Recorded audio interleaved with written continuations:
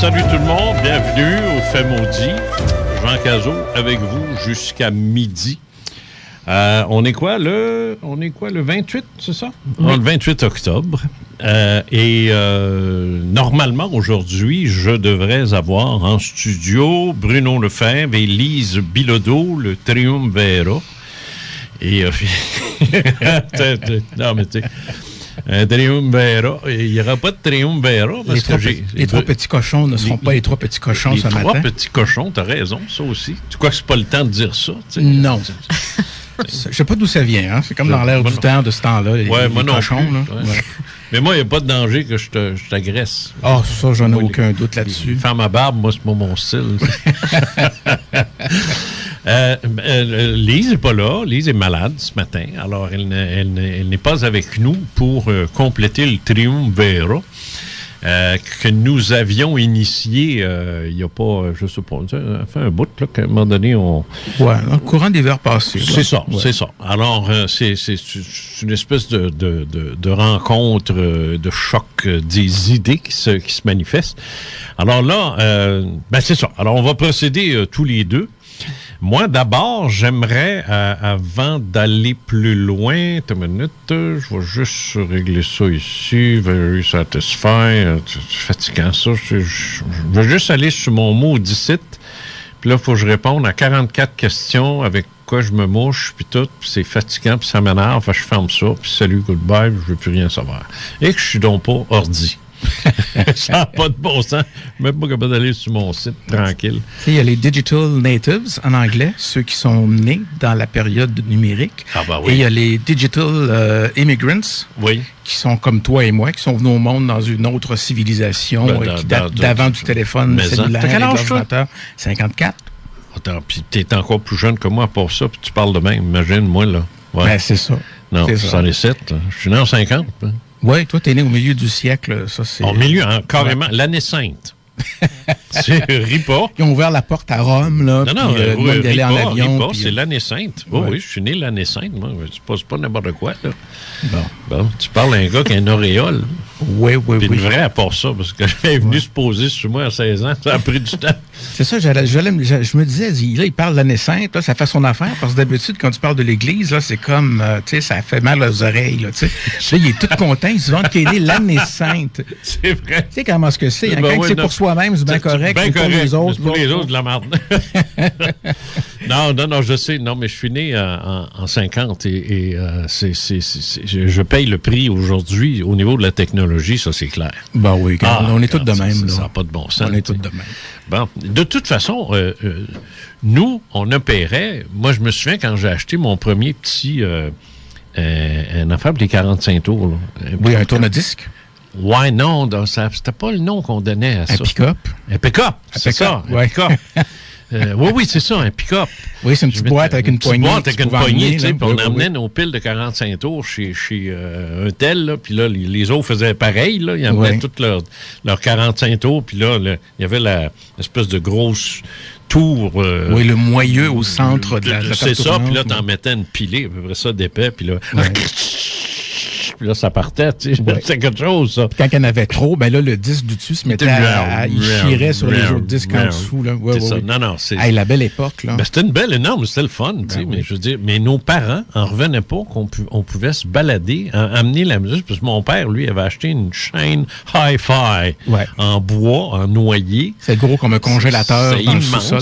C'était ça, c'était immense, puis je veux dire, là, il mettait des 33 tours, puis regarde, il prenait ça avec des pinces de chirurgien, tu sais, il mettait ça là, puis c'était de la musique classique qui sortait. Puis lui, il comprenait pas comment ça qu'on pouvait amener notre musique barbare de l'époque, puis d'aller en party, puis d'avoir du fun avec ça. Je veux dire, pour eux autres, puis quand le transistor est sorti, le transistor, imagine. Ben, ça a sorti en 47, mais avant qu'au Québec, ce soit achetable, affordable, d'aller chercher un petit radio transistor, là, c'était tout...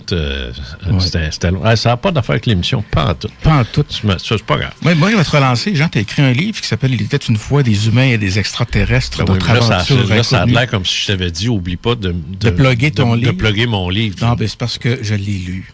OK. C'est le premier livre de toi que je lis. Hein. Je les ai tous achetés, hein. J'ai acheté tous tes livres. Je n'ai pas lu un modus encore, sauf celui-là. Comment ça? Parce que je suis paresseux des yeux. Je vois ça. Puis, c'est bon. À un moment donné, tu parles de... Excuse-moi, mais peux-tu fermer la TV? C'est-tu faisable? Oui, parce que ça fait un petit grichement en arrière. Hein? Pas rien que ça m'énerve, parce que je suis porté toujours à regarder la TV. Mais c'est tout ça ici? Ah, que je t'intéressais. J'étais ça en face de lui. Non, c'est pas ça. C'est parce que moi, le Jean-Marc Léger, je suis pas capable de le blairer. Non, c'est beau. Merci, Isabelle. Ouais. OK, excuse-moi, là, mais il me dérange. Je suis pas capable de blairer, lui. Fait qu'imagine, là, si je l'ai d'en face en même temps que tu me parles. Je te comprends. Donc, c'est la première fois que tu lis un de mes bouquins. T'as des nerfs, toi, de venir ici. Non, mais je t'ai à bonne portée, par exemple. Si tu veux me sacrer une volée, il faut que tu te lèves et que tu te mettes debout sur la table. T'es plus gros que moi. Ah, OK. En tout cas, toujours moi, je frappe bien que les plus petits. Ouais. Toujours est-il que dans ce livre-là, à 2 ou 3 endroits, tu parles d'une certaine émission de radio qui s'appelle Les Faits maudits et que nous sommes en train de faire présentement, que tu animes, et dont Isabelle fait la mise en onde. Bonjour Isabelle, et merci de le faire. Elle va être là tous les samedis. Puis, à un moment donné, tu là, parles... tu me fais filer cheap, là, je la salue jamais, moi.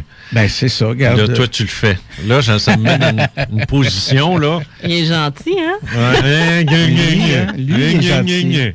Bon. Puis, à un moment donné, tu remercies les gens de tes invités. Oui, ça va, j'oublie. Bon. Fait que je vais... T'es pire que ma femme, tu sais. Ouais, puis à un moment donné, j'ai comme lu un nom qui m'a surpris. J'ai dit, il me semble qu'il y en a juste un qui s'appelle le même. Fait qu'au nom des personnes que tu nommes, sans les nommer dans certains cas, mais tous les invités que tu évoques dans ton livre, Il était une fois des humains et des extraterrestres, dont tu parles en parlant de l'émission que tu animes présentement. Tu vois, là? Pour te dire merci au nom de tous ces gens-là, de nous avoir considérés, nous, petits rats de laboratoire et cobayes. Oui, tout je comprends. Donc, à petite queue en plus, tu m'as jamais vu tout nu, toi? Non, il y a ça. Ouais, OK. Fait que merci d'avoir pensé à nous autres dans un livre. C'est très apprécié. Ce qui fait que ça va me valoir une dédicace gratis, hein? Je charge jamais pour une dédicace. Ah, je me suis déjà fait avoir par d'autres auteurs à ce moment-là. Tu ne me diras pas qu'il y en a qui font ça, j'espère. OK. Bon, c'est ça, oui. Oui, il était une fois des humains et des extraterrestres, effectivement, qui est sorti depuis déjà là, un petit bout. Alors, c'est en librairie, il est en bibliothèque aussi. Et qu'est-ce que je voulais dire, donc? Oui, c'est ça. C'est le dernier, c'est mon dernier ouvrage sur la question des ovnis, des extraterrestres. Je ne reviendrai plus là-dessus. Je vois pas comment je pourrais aller plus loin là, que ça, comme c'est là. Oui, à moins qu'il y ait quelque chose de vraiment nouveau, qu'il y ait un nouvel événement, genre Place Bonaventure à Montréal ou quoi que ce soit. Quelque chose du genre. La plus grosse, au niveau de la phénoménologie ufologique, au Québec, on peut dire que c'est le plus gros événement qu'il y a eu. Pas en termes de nombre de témoins, pas en termes non plus de médiatisation, parce que ça a été... les médias de Montréal se sont comportés comme des plorines à cette époque-là. Mais par contre, la manifestation elle-même, on sait que c'est un objet qui devait mesurer pas loin de 2 000 pieds minimum dans le ciel. Alors, c'est un peu comme en fait, moi, ce que j'ai... Tu sais, le centre Vidéotron, là? Oui. Bon, envoyez-les dans les airs à peu près à 1500 pieds dans les airs, puis ça donne à peu près ça, là. C'est ça, puis on le mesurait avec cette nouvelle unité de mesure métrique, probablement, qui est le terrain de football. Ouais. Alors, on dit que c'était 3, 4, 5 terrains de football de grosseur. Alors, on a une petite idée. Ouais. Mais, Jean, il y a quelque chose dans ton livre. J'ai l'impression que tu essaies de faire atterrir 50 ans de carrière d'ufologue et d'écrivain sur le sujet et d'écrivain intéressant, parce qu'il y a des gens qui écrivent des choses plates, là, que si tu veux. Puis, je veux pas te flatter dans le sens du poil, là, mais on dirait que... J'aille pas ça non plus. Non, mais ça sera pas moi, tu comprends? C'est bon, c'est un échange de bons procédés par rapport à ces choses-là. On dirait que tu essaies de faire atterrir cet avion-là de 50 ans qui s'est envolé et qui est allé voir au-delà du ciel. Là. Oui, je le pose. Tu le poses, puis tu le poses de façon positive. On dirait que tu veux faire une bonne fin. Ou est-ce qu'à la fin, tout est beau? Ou est-ce que tu réussis à donner des explications en allant chercher telle information à telle place, telle information à telle place? Il y a une conclusion. Oui, il y a une conclusion. Mais pourquoi? Je me pose la question. Je sens que c'est toujours une question ouverte, c'est toujours un débat ouvert. C'est pas une critique que je te fais. Non, je comprends. Tu fais atterrir ta démarche. Là. Oui, je fais atterrir. Oui, non, tu as raison. Denis Lévesque, à l'émission, quand je suis allé à l'émission, lui a trouvé le terme tout de suite, puis c'est pas moi qui l'ai dit, puis je l'ai pas dit à Bruno, non. Bruno Jeunesse, son recherchiste. C'est pas moi qui ai dit ça à Bruno, là. C'est venu tout seul de Denis. Il dit, alors, Jean Cazot nous présente son testament ufologique. Et j'ai aimé ça parce que je me suis dit, oui, c'est vrai. C'est ça. Oui, c'est un bon terme. Ouais. Mais attention, là. Faut faire attention à ça. Moi, ce que je veux dire, c'est que je ne fais plus d'enquête. Ça sert à rien. La raison est fort simple. J'ai fait des enquêtes toute ma vie.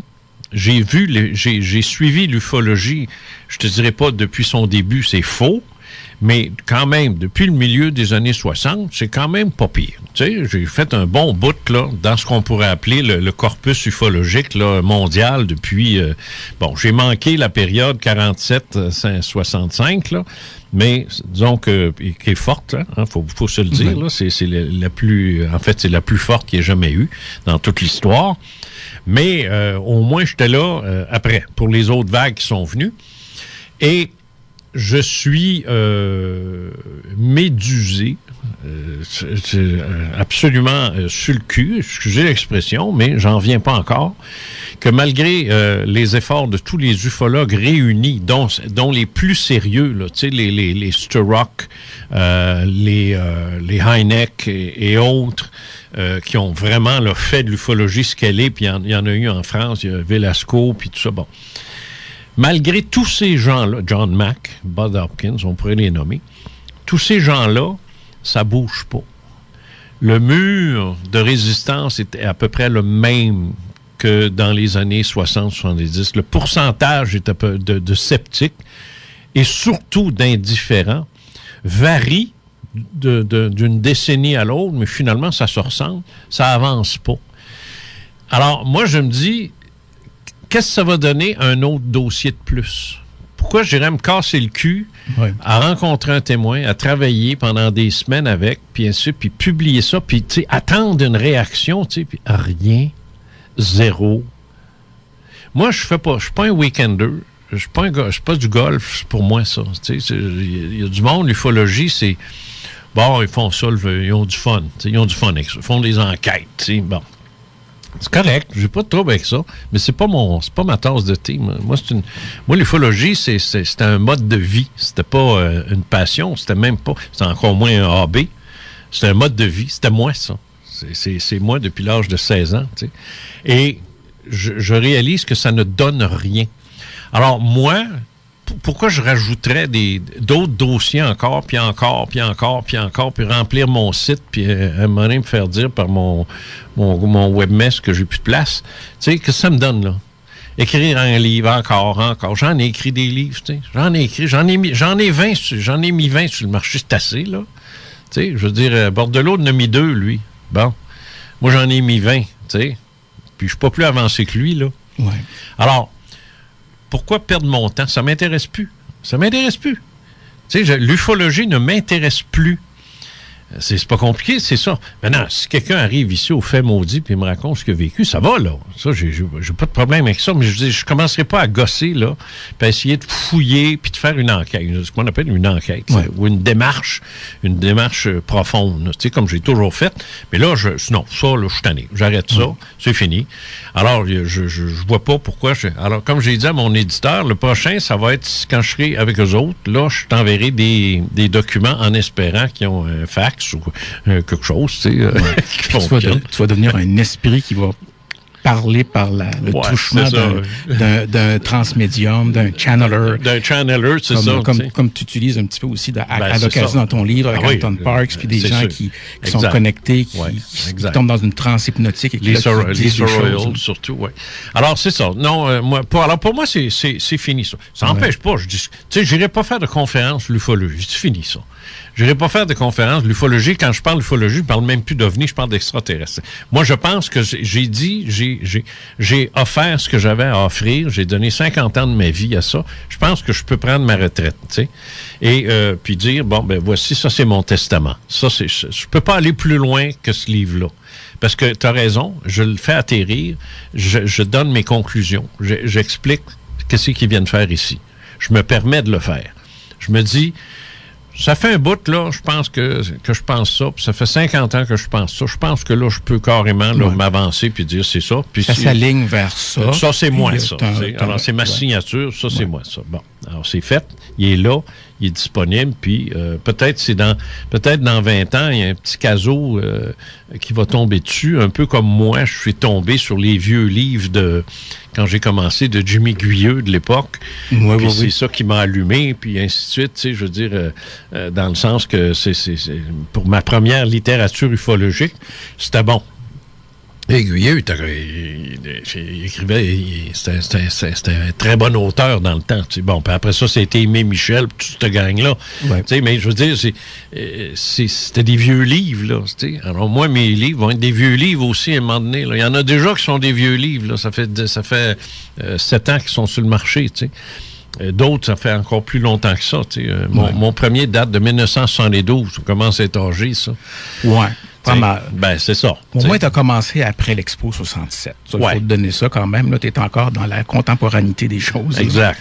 Tu es dans le 50 ans de ah oui, 66. Moi, ça a commencé le 21 décembre 66. Ah, donc avant l'Expo, excuse-moi. C'est avant l'Expo. C'est avant l'Expo. Mais là, on n'en parle plus. Là. Non, c'est ça. Fini. Trop vieux. Fait que moi, c'est ça.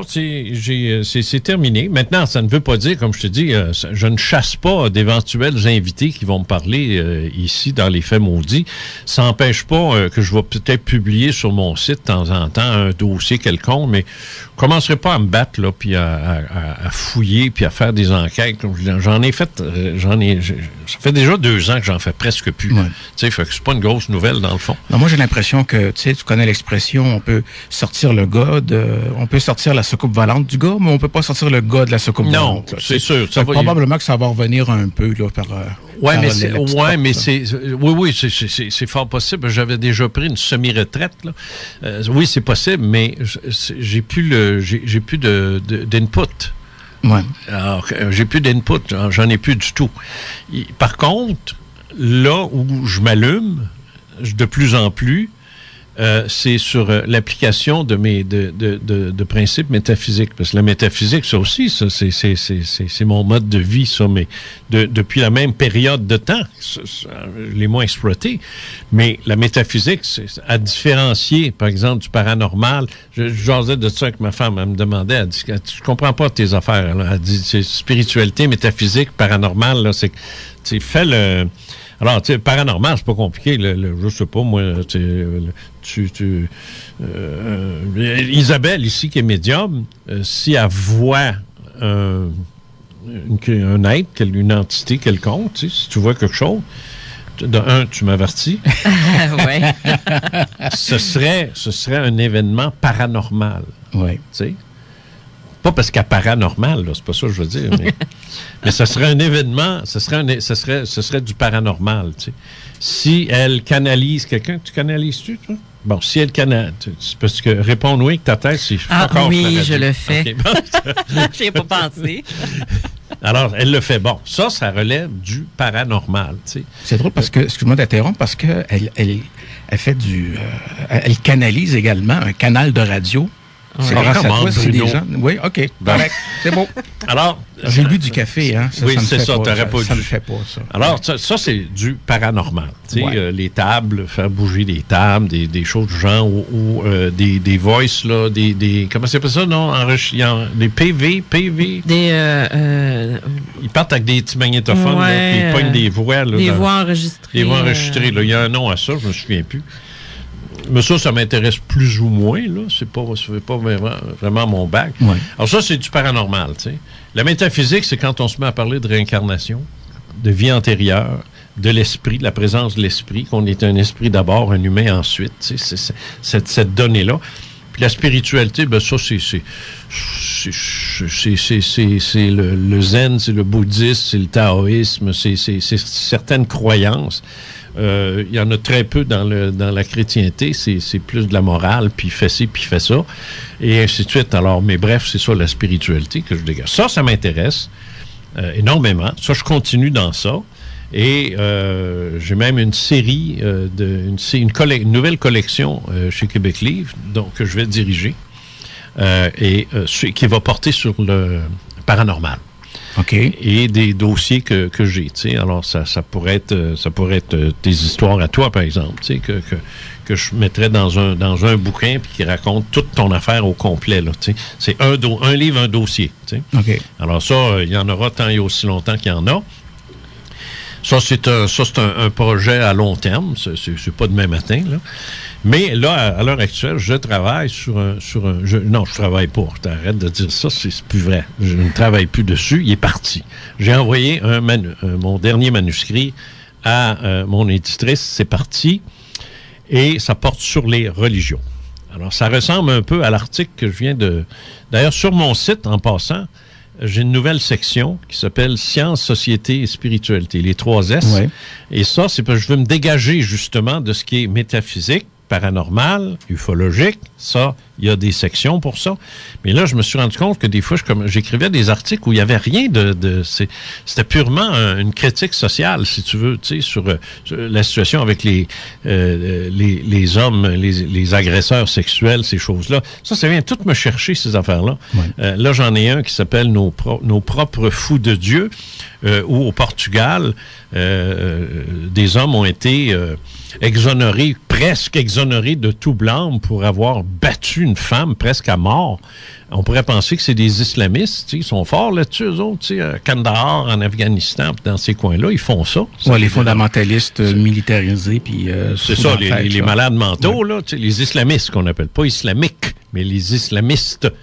Et bon, alors sur le Daesh, puis l'État islamique, puis le Al-Qaïda, puis les talibans, toute cette gang de malades, on pourrait penser que c'est eux autres. Ben non, c'est des bons catholiques portugais qui ont été exonérés par un tribunal de haute instance au Portugal. Alors, mon article porte là-dessus en disant même les catholiques sont fous, sont malades dans la tête. Tu sais.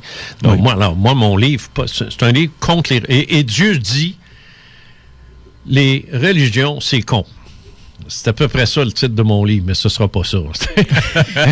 Mais ça ressemble à ça. Ça va s'appeler le chapitre de la Bible que les Illuminati ne veulent pas que vous lisiez ou que l'Église catholique ne veut pas que vous lisiez. Oui, bien sûr. Un titre accrocheur comme ça.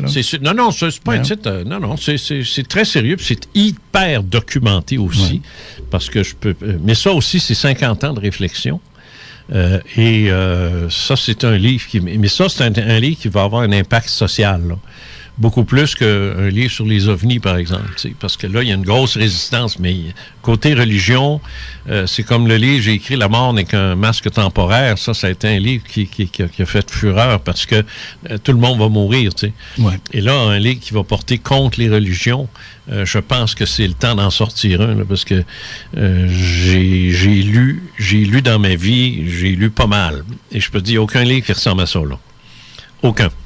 Alors ça, je pense que c'est quelque chose qui va marquer ça. Mais ça s'en vient, mais c'est pas tout de suite.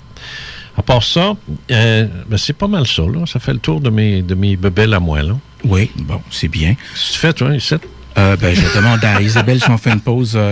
T'attends une pause? Une pause d'intérêt public, comme disait Ariel Giguère. On va en faire une. Pause d'intérêt public, oui. On va demander dis donc, t'as l'air... Arrête pas de la regarder.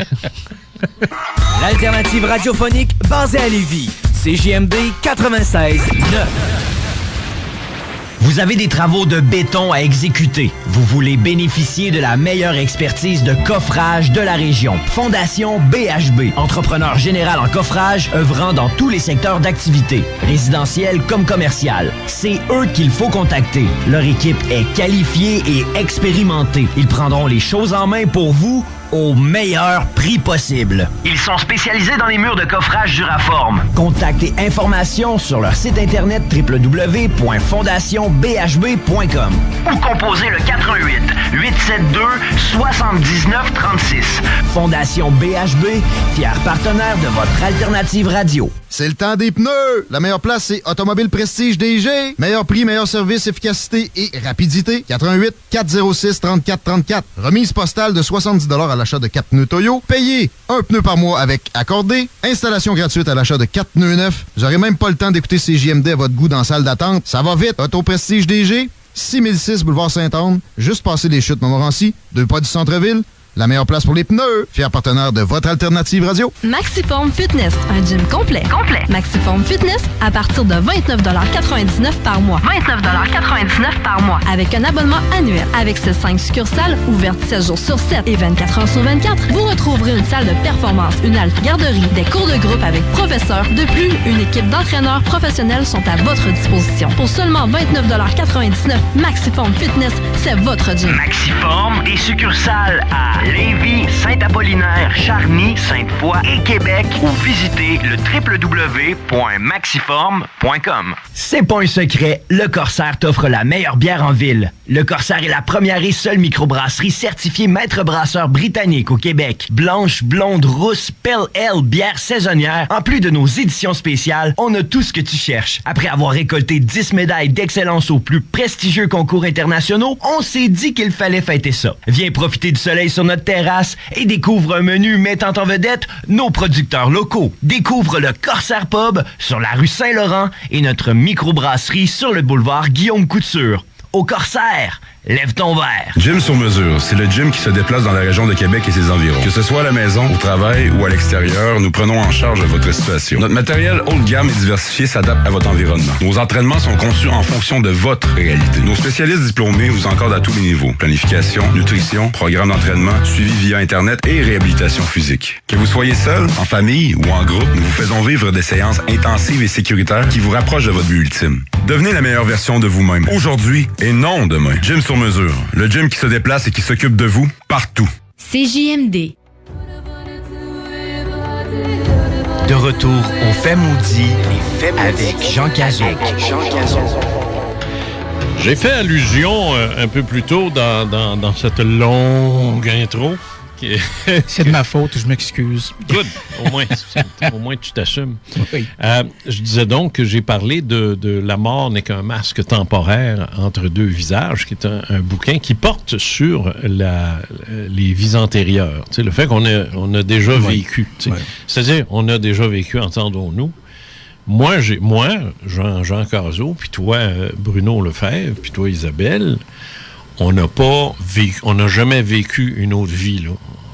Nous autres, on est unique. On est né, puis on va mourir, puis c'est fini. C'est notre esprit, lui.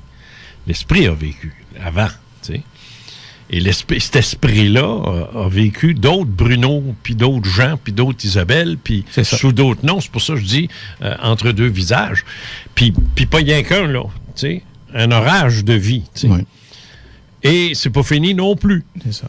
Bon. Chacun étant conditionné par le moment de la naissance, dans quelle place, à quelle époque, dans quelles conditions, dans quelle famille, avec tel trait génétique avec lequel tu vas arriver. Mais il y a un esprit qui est là, qui lui va changer de vêtements au bout de X nombre d'années, qui se repose, qui nous laisse se reposer. Ou comme j'aime bien le dire, quand donne-moi un acteur connu, là.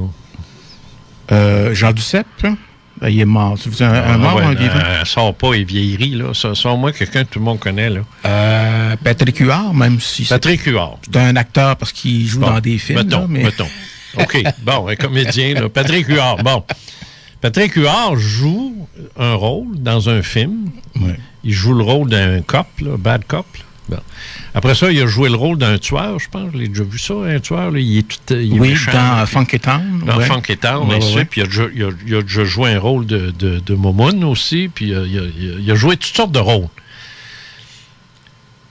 Les personnages qu'a joué Patrick Huard, c'est Jean Cazot, puis c'est Bruno Lefebvre. C'est des personnages. Ouais. L'acteur, le comédien, c'est l'esprit. C'est ça. Tu sais? Alors, l'esprit joue plusieurs personnages, mais une fois que le personnage est fini, c'est fini. Et là, il passe à un autre, et ainsi de suite. Le réflexe de bien des gens, c'est de dire, ben oui, mais ce qui reste de moi, c'est parce qu'ils s'identifient à leur personnage quand ils font ça. Oui. Tu t'imagines-tu, toi, un gars en train de tourner un film, se revirer de bord vers la caméra, puis dire, hey, le film achève, je vais mourir. Non. Non. Ça devrait se faire, par exemple. Ça serait bon. Ça pourrait être cute. Mais dans le fond, le personnage, il reçoit une balle dans la tête. Bang! Là, c'est sûr que là, il y a une coupure, le maquillage, il fait une balle dans la tête, puis après ça, là, la scène reprend. Fait que là, on voit le gars qui est mort, tu sais. Mais en fait, le gars, le film, quand il est fini, là, puis il dit « cut », le gars, il se lève, là. C'est fini, il va aller chercher sa paie, il s'en va chez eux. C'est ça. Ça va se faire démaquiller, prendre une douche, il retourne chez eux. C'est ça, puis là, il retourne chez eux, puis là, il attend un téléphone pour un autre rôle, éventuellement, dans un autre film, tu sais. Mais c'est ça. Oui. Oui. Mais pour ça, il faut que tu t'identifies aux comédiens et non pas aux personnages. Oui.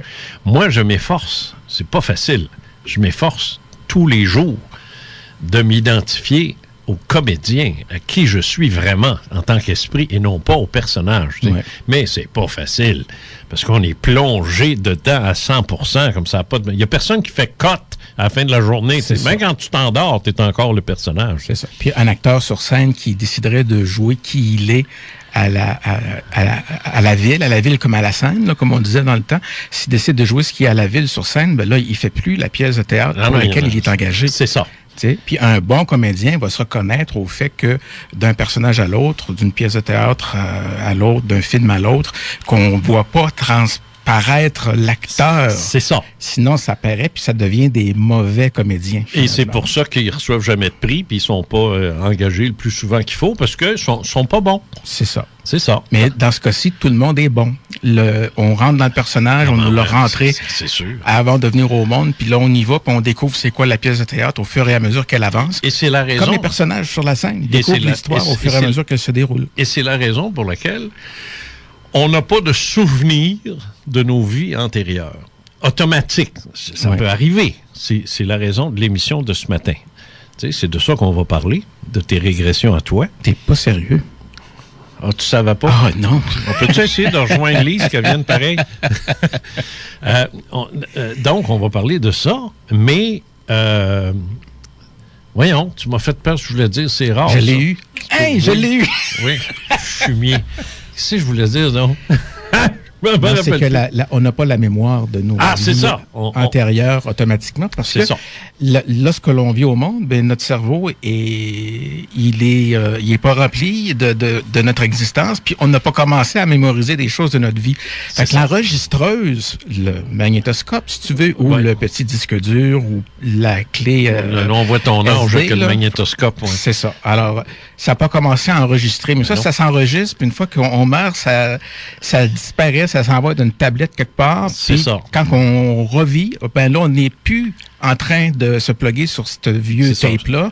On en crée un nouveau. C'est pour ça qu'on se souvient pas. Notre mémoire se renouvelle à chaque fois. Notre cerveau n'a jamais été dans une autre vie. Exactement. Il ne sera jamais dans une autre. C'est ça. Le cerveau qui est l'enregistreuse. C'est ça, c'est l'enregistreuse. C'est ça, c'est le disque dur. Tu as tout à fait raison. C'est ça. Et c'est pour ça, d'ailleurs, que lui, il se remplit. Et c'est correct aussi, parce qu'on s'incarne dans ce vie-là. C'est pas pour vivre l'autre avant. C'est ça. Moi, j'ai souvent dit à quelqu'un, « Ah, j'arrive pas à me souvenir de mes vies antérieures, puis il en était fatigant. » J'ai dit, « Hey, tu t'es incarné dans ce vie-là, c'est ton choix de vie. Sacrifice, si t'es pas content, la prochaine fois, incarne-toi pas, puis reste où ce que t'es. C'est tout. Chialeux. » Tu sais, je veux dire, non, mais cette vie-là, cette vie qu'on vit là, on l'a choisie. Ça, là, il n'y a pas de hasard. Puis c'est pas de la malchance que tu sois tombé dans ce corps-là. Je parle pas pour toi, là. Mais bref. Qu'est-ce qu'il y a, mon corps? c'est pas une malchance. C'est choisi, c'est voulu, ça. Oui. Bon. C'est assumé comme on assume une responsabilité. On dit, OK, on a la responsabilité maintenant d'avoir telle caractéristique, puis d'être dans tel bassin d'expérience pour venir à un objectif qui est quand même... selon mon opinion personnelle, évidemment, tu as comme un horizon, une espèce de panorama de possibilités d'avancement, entre guillemets, mais c'est pas une course où est-ce qu'il faut gagner. Non.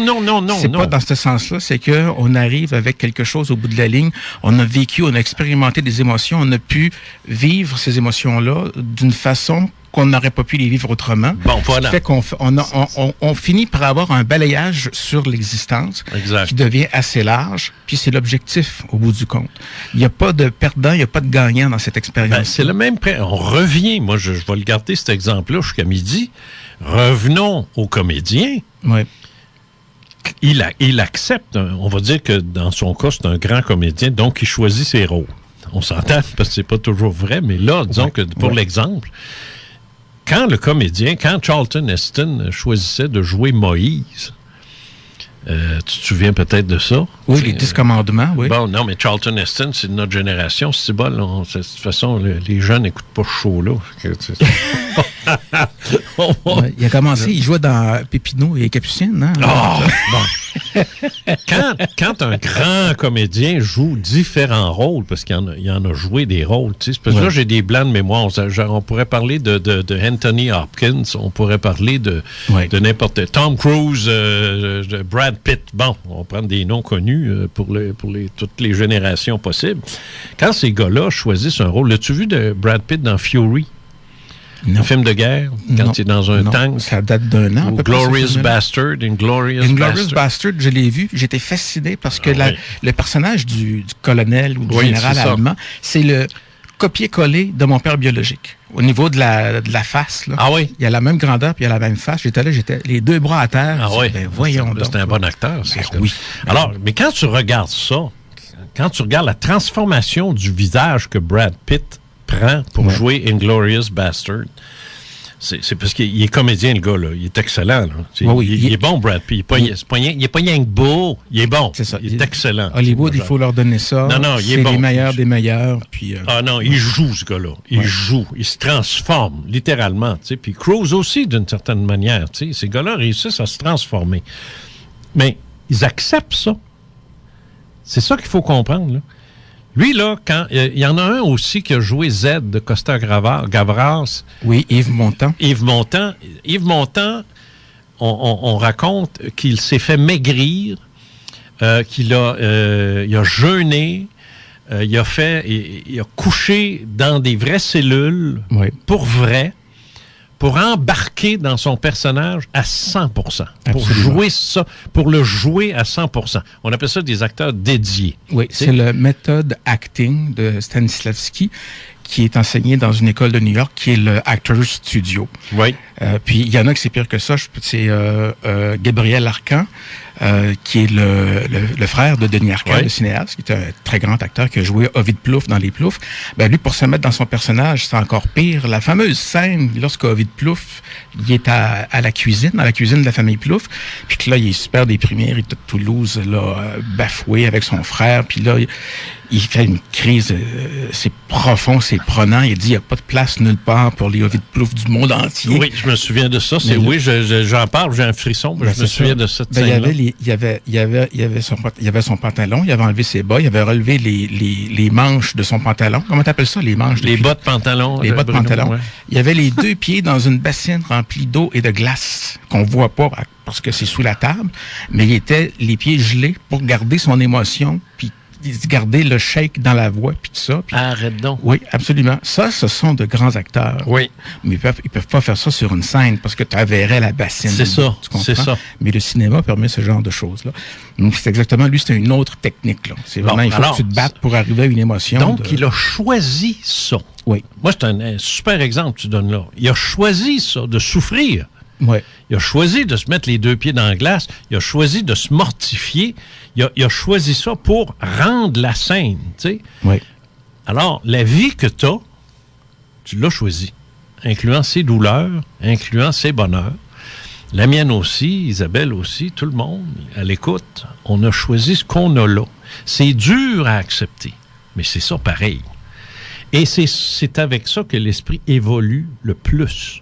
Parce qu'un esprit qui est confronté à rien, parce qu'un esprit, là, ça n'a pas de sexe, ça mange pas, ça dort pas, ça baise pas, ça rote pas. Ça rote pas. Ça fait pas pipi. Ça fait rien. Comme les femmes quand on a 14 ans. Les femmes rotent pas, etc., etc., etc. sont pures. Ils sont pures, voilà. Alors, mais t'avances pas comme esprit. Tu sais, on est fait pour s'incarner. On est fait pour ça. Ça ne veut pas dire qu'on va toujours s'incarner dans des vies difficiles, parce qu'il y a une charge karmique aussi qui accompagne ça, là, tu sais. On se fait rentrer dedans, là, parce qu'il y a des choses que, il faut payer un peu, là. Tu sais, on a des dettes, on a certaines dettes. Là. Quand tu fais du mal à du monde, à un moment donné, là. Ça revient. Ben, ça reste une loi. C'est la loi de l'action-réaction. Je veux dire, c'est pas compliqué. Moi, je le dis, si je prends la bouteille de la bouteille qui est là, puis que je la jette, je la laisse tomber, elle va casser. Là. Ouais. C'est une loi, ça. C'est pas une punition, c'est une loi. Alors, si je fais ça avec quelqu'un d'autre, puis je le casse, il faut que je le répare. C'est de la comptabilité avec des passifs et des actifs. Absolument. L'actif, bon, c'est ça. Alors, il y a des vies qui sont pas drôles, puis que ça fait partie de ce qu'on a à payer. Il y a des gens qui souffrent psychiquement, émotionnellement. C'est très dur pour eux. Ils souffrent. Mais s'ils souffrent, puis qu'est-ce que tu veux qu'on y fasse? C'est comme ça. Il y a des charges karmiques. T'sais. Moi, j'ai eu mon lot. Là, moi, ça va bien depuis plusieurs années, mais je veux dire, j'ai eu mon lot de souffrances. J'en ai eu. Plus jeune, par contre, mais j'en ai eu. Là, j'ai eu un quota. Puis ça, c'est pas un concours. Là. Ah non, moi, j'ai souffert plus que toi. Ça, moi, ça, c'est pas une course, c'est pas un concours. C'est ça, c'est ce que tu disais tout à l'heure. C'est ça. C'est pas celui qui a le plus souffert. ou pas. Puis, il faut jamais oublier qu'on ne souffre jamais plus que ce qu'on est capable de prendre. Parce que ces souffrances-là font partie de nos choix d'existence. Ça, c'est sûr que c'est difficile. Je vais te dire pourquoi c'est difficile pour un catholique, un chrétien, d'accepter cette version-là de la vie. Parce que le chrétien se fait dire, lui, qu'il y a une seule vie. Il n'y a rien qu'une. Puis, il commet des péchés stédés, il en fait 30 par jour. Alors, lui, il faut qu'il fasse très attention à ce qu'il fait, parce qu'il va aller en enfer, tu sais. Ouais. Donc, c'est une dynamique tout autre. Puis, l'idée que... et c'est tellement stupide, je comprends pas qu'il y a encore du monde qui croit à ça. C'est tellement stupide parce que la réincarnation explique le décalage entre les individus, le décalage dans la souffrance, le décalage dans le bonheur, le décalage dans la richesse, la pauvreté. Je veux dire, et dans mon livre, je donne l'exemple d'Alphonse puis d'Alfonso. Tu sais, je sais pas, Rodolphe puis Rodolfo. Où je donne deux exemples où Rodolphe qui a une vie extraordinaire, il est né, petite cuillère d'argent dans la bouche, il n'y a pas de souffrance. Il va à l'université, il devient chirurgien, il marie la fille d'un magnat de l'industrie, il est riche à millions, puis il a des enfants, puis des petits-enfants. T'es beau, tu sais, personne, ses enfants réussissent. Une vie extraordinaire, puis à 95 ans, ben finalement, il meurt dans son sommeil. Tu sais, quelle vie! Tu sais, une vie parfaite. Alors que... Tu prends des vacances. Alors que c'est ça. Alors que Rodolfo, c'est le contraire. Puis, tu sais, lui, il est dans une favela à Rio. Sa mère est une pute invétérée. Son père est un soulon, un tueur à gages. Regarde, il meurt à 34 ans, éviscéré par ses adversaires de vendeurs de drogue, puis il est jeté au crocodile. C'est une vie de marde. T'en veux-tu une en v'là? Il y a des crocodiles au Brésil. Ben là, des caïmans. Ouais, tu fais là, toi? C'est alligator paresque. C'est l'envers. Caïman. C'est caïman pareil. C'est caïman pareil. Alligator et crocodile. De toute façon... C'est mon café. Oui, c'est ça. C'est la dernière fois que tu viens ici avec du café, toi, je te juge. Bruno Lefebvre et Tim Hortons, ça ne marche pas. Non. Alors, c'est ça qui arrive avec Rodolfo. Lui, une vie atroce. Alors, quel catholique va venir me dire... Ah, ben, il avait sa chance de se ressaisir. Ça tient pas debout, là. Ça tient pas debout. Ça prend plusieurs vies pour s'achever. C'est devenu absurde, vu par la lorgnette d'une religion ou d'une autre, cette affaire-là. Mais au fond, c'est quoi? C'est une adaptation dans le Reader's Digest d'une affaire plus vaste que tu expliques, là, qui est les vies successives dont on ne se souvient pas. Puis c'est comme dire un petit avertissement, là. Fais pas le mal, essaie de faire le bien.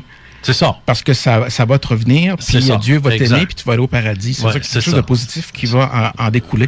Donc, c'est une façon résumée, puis ça s'est déformé, puis c'est devenu du niaisage. C'est ça. Parce que, n'oublions pas, selon ma bonne mémoire défaillante, que c'est lors du concile machin, en l'an 500 ou 700, que le concept de réincarnation a été retiré. 325, et ça a été repris au Latran, je crois. De Latran. Ça, je sais pas mais je sais que la première fois, c'était très peu de temps après la formation de l'Église catholique, parce que ça entrait en compétition avec la réincarnation et la résurrection. Ça entrait c'est ça. Alors que ça rentre pas en conflit. C'est juste une question de littérature. OK. Dans le livre sur la mort, je l'explique ça. Après avoir fait toutes les recherches, mais ma mémoire aussi est défaillante. Mais effectivement, le Christ, dans son temps, la réincarnation était une croyance répandue. Or, il ne l'a jamais adressée. Nulle part dans tous les écrits le concernant. Même dans les livres apocryphes, là, c'est-à-dire ceux qui ne sont pas canoniques, les 4 évangiles. C'est ça. Jamais il a été question de nier la réincarnation. Il ne l'a jamais approuvé. Sauf quand il a dit « faut que tu naisses de nouveau ». Ouais. À Nicodème. Quand il a dit ça à Nicodème qui demandait comment un homme... Nicodème, il demande comment est-ce que ça peut fonctionner la vie si on n'a pas vécu avant. Pourquoi est-ce qu'on expirait nos péchés d'avant? On n'a pas vécu avant. Il dit oui. Et tu dois naître de nouveau pour... Hey, c'est ça, c'est un aveu... c'est ça. Qui a passé tout droit, l'Église ne l'a pas vu. Là. Ça a passé free, puis maintenant, c'est un rituel de retour à la foi. C'est clair. C'est clair, récupère tout. Comme l'enfer est une invention théologique. Tu sais, Attends, là, je suis pas d'accord. Non? Non. OK. L'enfer... Ou le diable est une invention théologique. Non, c'est-à-dire que le diable... OK. Les plus grandes traditions mythologiques, en dehors même de la religion, ont un enfer et ont un diable, ou si tu veux, une entité négative. La notion du bien et du mal est universelle. Elle a toujours été ça. Ça, c'est pas une invention des religions.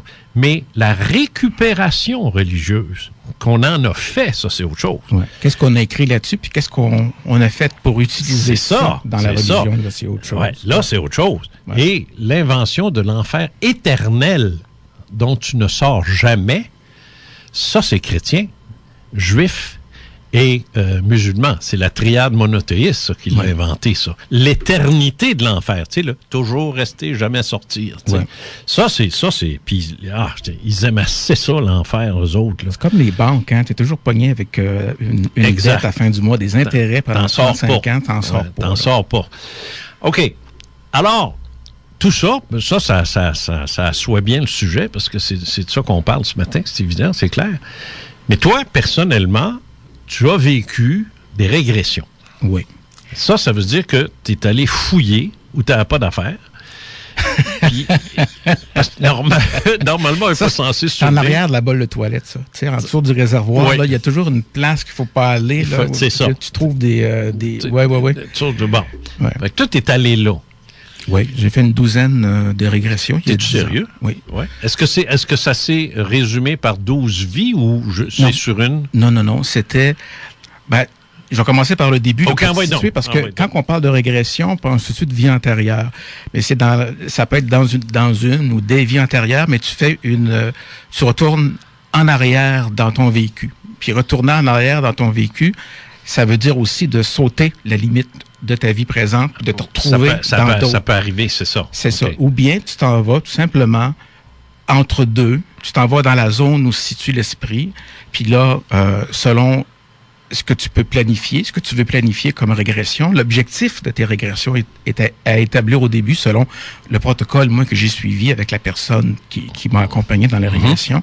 Il fallait avoir un objectif. Okay. On n'entrait pas là pour faire du magasinage. Non. On entrait là. Un objectif précis. Oui, ben c'est ça qu'il faut. Tu rentres dans target. Moi, j'appelais ça dans mon langage métaphysique anglophone, une target. C'est ça. Quand quelqu'un rentre dans un concessionnaire d'automobile, il va pas magasiner. Non. Il va acheter un char là. C'est ça. Fait que c'était ça l'affaire. Fait que moi, je l'ai fait avec une personne qui avait suivi une formation. Peux-tu la nommer, cette personne-là? Elle ne sait pas que je vais parler de cette personne-là. Alors tu préfères j'en parlerai pas. C'est bon, pas trop. Puis cette personne-là ne fait plus de régression aujourd'hui. De toute manière. Puis elle avait des ouvertures médiumniques très, très, très nettes. Alors c'est une femme? Cette personne-là. OK. Mais est-ce que c'est une femme qui pratiquait l'hypnose? Oui. Alors, c'est de la régression hypnotique? Oui, absolument. Okay. J'en ai fait de ça. C'est ça, avec suggestion. Et puis, oui, c'est moi qui faisais la target. Ça. Donc, c'est ça. Donc, moi, ce qui m'a surpris, c'est que, justement, quand tu appelles ça un ciblage, là, j'ai dit, bon, moi, c'était plus en général. Je voulais pas savoir si j'allais faire des films qui vont passer au cinéma, si j'allais trouver l'âme sœur, si j'allais gagner le lot ce soir. J'allais là pour moi, pour comprendre mon cheminement, pour savoir, pour comprendre qu'est-ce qui marche pas. Parce que moi, à ce moment-là, j'étais dans une période, j'étais début quarantaine, Puis là, il y a des affaires qui marchaient pas. OK. Tu sais, dans la vie, c'était pas supposé de se passer comme ça se passait, puis dans moi-même non plus. Alors, c'est ça que j'allais voir. Le ciblage était sur un seul mot, c'était l'accomplissement. L'accomplissement. L'accomplissement de soi, puis c'est quoi arriver à accomplir quelque chose. J'étais très dans cette zone. Je connais. Je connais. J'étais dans cette zone-là à ce moment-là. C'est ça. Alors là, il y avait 2 rencontres de préparation. Il y avait une première, c'était pour faire connaissance dans cet axe-là qu'on va travailler ensemble, cette dame-là et moi, pour les régressions. Lui parler un peu de ma vie, puis elle m'avait demandé l'exercice d'écrire un peu ma vie, et puis de m'adresser à ce qu'elle appelait mon grand ami, qui est en fait l'esprit. Ah, OK, d'accord. Humain d'abord, esprit d'abord, humain ensuite. Oui, c'est ça. Oui. M'adresser à moi-même, mais dans le sens que je m'adresse à moi supérieur. À mon moi supérieur, comme le décrivait Shirley MacLaine dans ses propres expériences de régression au milieu des années 80. Et c'était l'accomplissement, et c'était qu'est-ce qui se passe et pourquoi que ça marche comme ça. C'était très vague, puis c'était pas, j'avais pas l'impression, comme je te disais, d'être là de façon cheap. Alors, j'ai écrit mon truc, j'ai écrit mon papier. Puis là, la dame me dit, tu vas, on va poursuivre l'expérience lorsque tu vas avoir ressenti le contact avec ton esprit. OK. Là, j'ai fait, comme tu dis, OK. OK. Je vais dire, peux-tu me traduire ça en français? Ouais, ben c'est ça. C'est une grosse commande, ça. C'est une grosse commande. Là, elle m'a fait le sourire d'une tendresse et d'une jovialité absolument incroyable. Elle m'a dit, tu vas t'en rendre compte. Tu vas le savoir. Oui, c'est ça. Ben oui, c'est sûr. C'est comme quand j'explique à quelqu'un un vol de nuit où c'est lucide, puis c'est clean, puis puis les gens, mais moi, j'en fais pas. Comment je vais le savoir? Ben, peut-être que t'as pas. Ouais. Quand ça va arriver, tu vas le savoir. C'est arrivé. C'est comme passer d'un flicker noir et blanc à un film HD IMAX 3D avec le siège qui bouge. C'est ça. Puis des chaudières d'eau qui t'envoient d'en face. Exact. Et voilà. C'est arrivé en débarquant de la 800 à Beauport. Je descends la petite côte. Puis là, en descendant la côte, paf! Ah, OK. Alors, ce qu'elle te disait, la commande n'était pas durant une séance de régression, mais n'importe quand dans ta vie, à partir de maintenant. Puis à partir du moment... Ben là, c'est comme le corps l'est fait, la commande est passée. C'est ça. T'appelles le Saint-Hubert barbecue. Oui. Puis là, le poulet arrive. C'est ça. T'as dit, quand que le poulet va arriver, là, tu vas savoir, ça sent bon, là. Ouais, tu me rappelles, puis là, le poulet est prêt. OK, ça veut dire qu'on peut y aller. C'est ça. Donc, tu descends Puis là, le poulet m'arrive dans les mains. OK. Ça arrive d'en haut. Comment ça s'est passé? Une présence en dedans de moi qui est moi-même. Oui. Mais démultipliée dans la joie, dans le bonheur, dans ce qu'on est supposé d'être dans la vie. C'est ça. Ouais. C'était... les larmes aux yeux. Les larmes aux yeux, puis c'était... Mettons que j'étais un bœuf. Ouais. Puis il y a du Beauvril au bœuf. Oui. C'était du Beauvril de Bruno. OK. Oui. L'essence. Ton essence.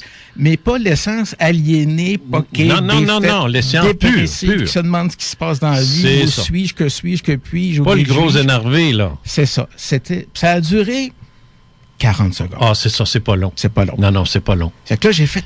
Il y a un autre nom pour ça, hein? Une épiphanie. Une épiphanie? Oui. Okay. C'est l'autre nom qu'on donne, mais ça, c'est récupéré par la religion. Et après ça, une épiphanie. C'est comme une espèce de moment de grâce ou un état de grâce. Oui. J'emploie des termes religieux juste pour montrer à quel point ils récupèrent tout, parce que normalement, c'est rien que les saints qui vivent ça, en passant. T'sais? Oui, mais c'est parce que, mettons que ça t'arrive pas tout le temps, à moins d'être plugué sur le 410. Là, non, mais ce que je veux dire, c'est que l'Église va dire ça va arriver à une sainte ou un saint, ou une personne très religieuse. L'Église refuse que ça arrive à des gens comme toi puis moi. Là. C'est ça, je veux dire. Ça, ils ont subdivisé ça. Oui, là, ils vont dire c'est le diable qui t'a parlé. C'est ça.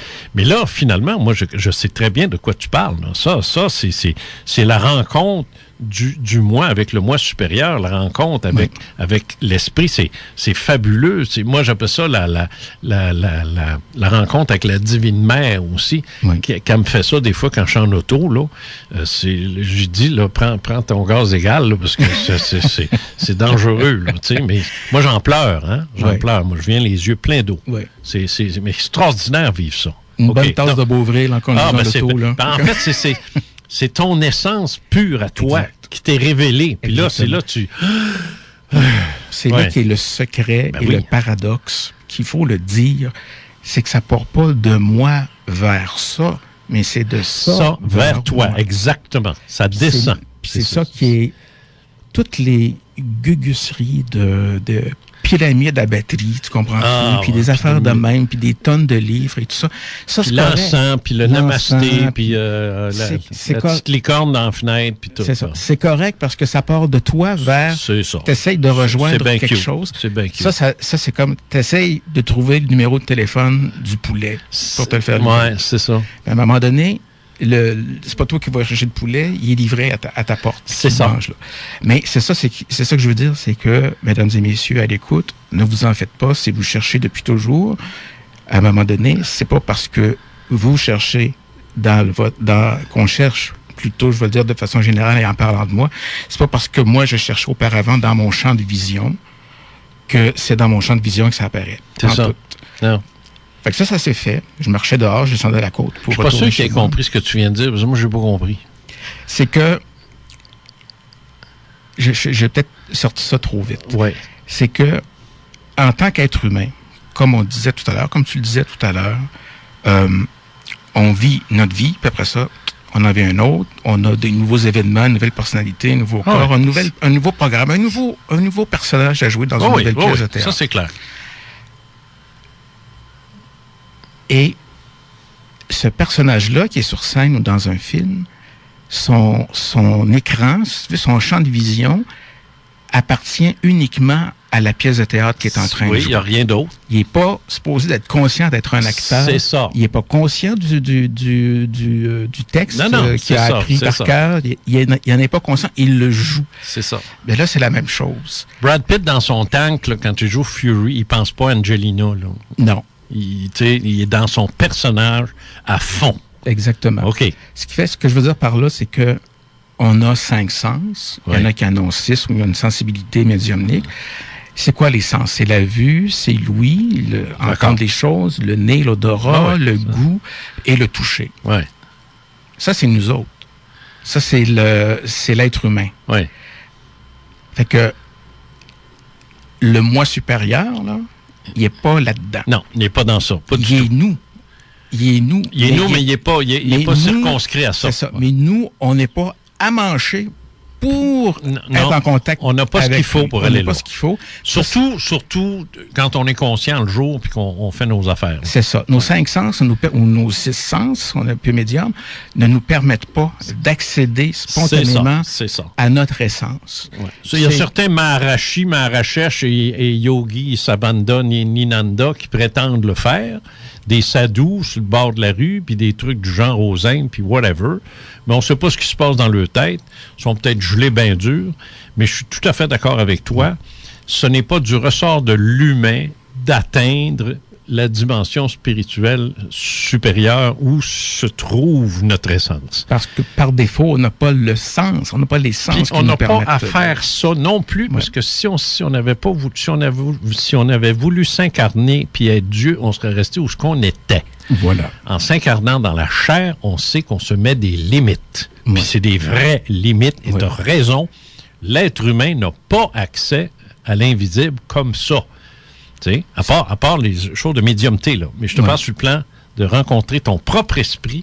C'est lui qui décide, c'est pas toi. La boucle, entre guillemets, arrête au niveau du degré de communicabilité qu'a l'être humain envers le reste de l'univers. C'est ça. Et c'est pas parce que ça t'arrive jamais, parce qu'il y a des gens qui sont à l'écoute et qui se disent, moi, ça m'est jamais arrivé de ce dont ils parlent.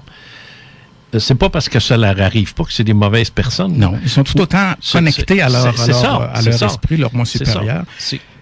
Moi, avant cet après-midi-là, quand j'ai débarqué de l'autobus, ça m'était jamais arrivé. C'est ça. Tu comprends?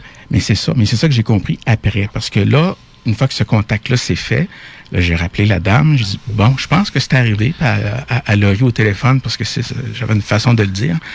Fait que là, on s'est revus. Puis là, elle m'a expliqué que dorénavant, l'idée, c'est de, une fois que l'esprit de l'autre bord a dit...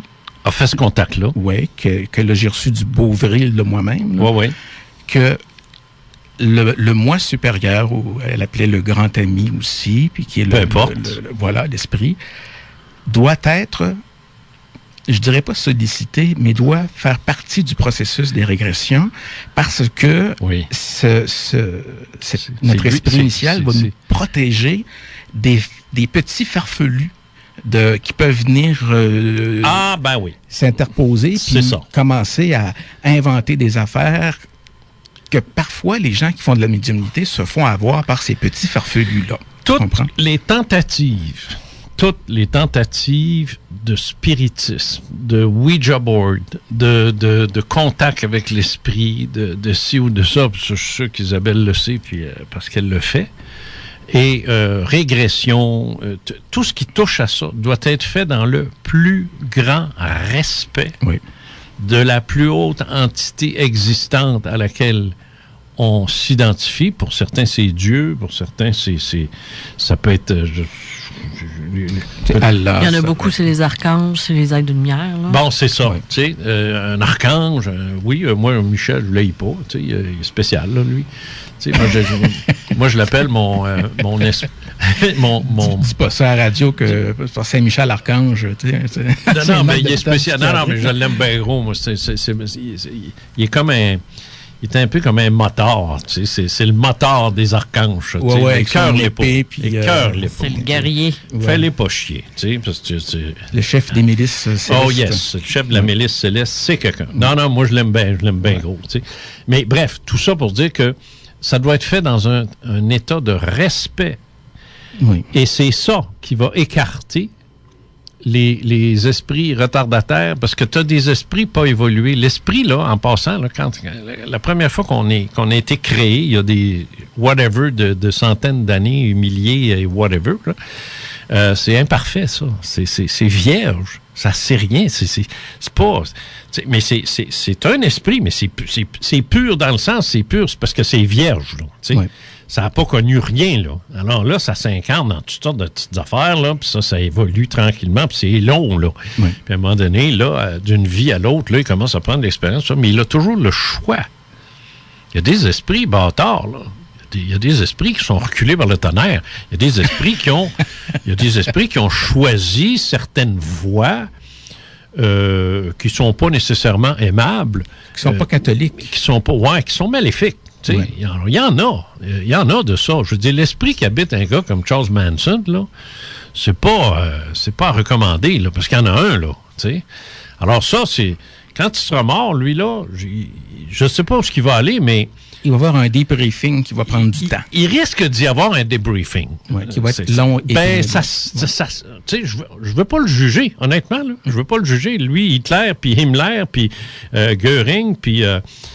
Al-Husseini, là, puis toute cette gang-là. Staline, Mao. Je veux pas les juger, mais j'ai l'impression que ils en sont pas à leur première vie comme ça, puis qu'ils sont peut-être en train de...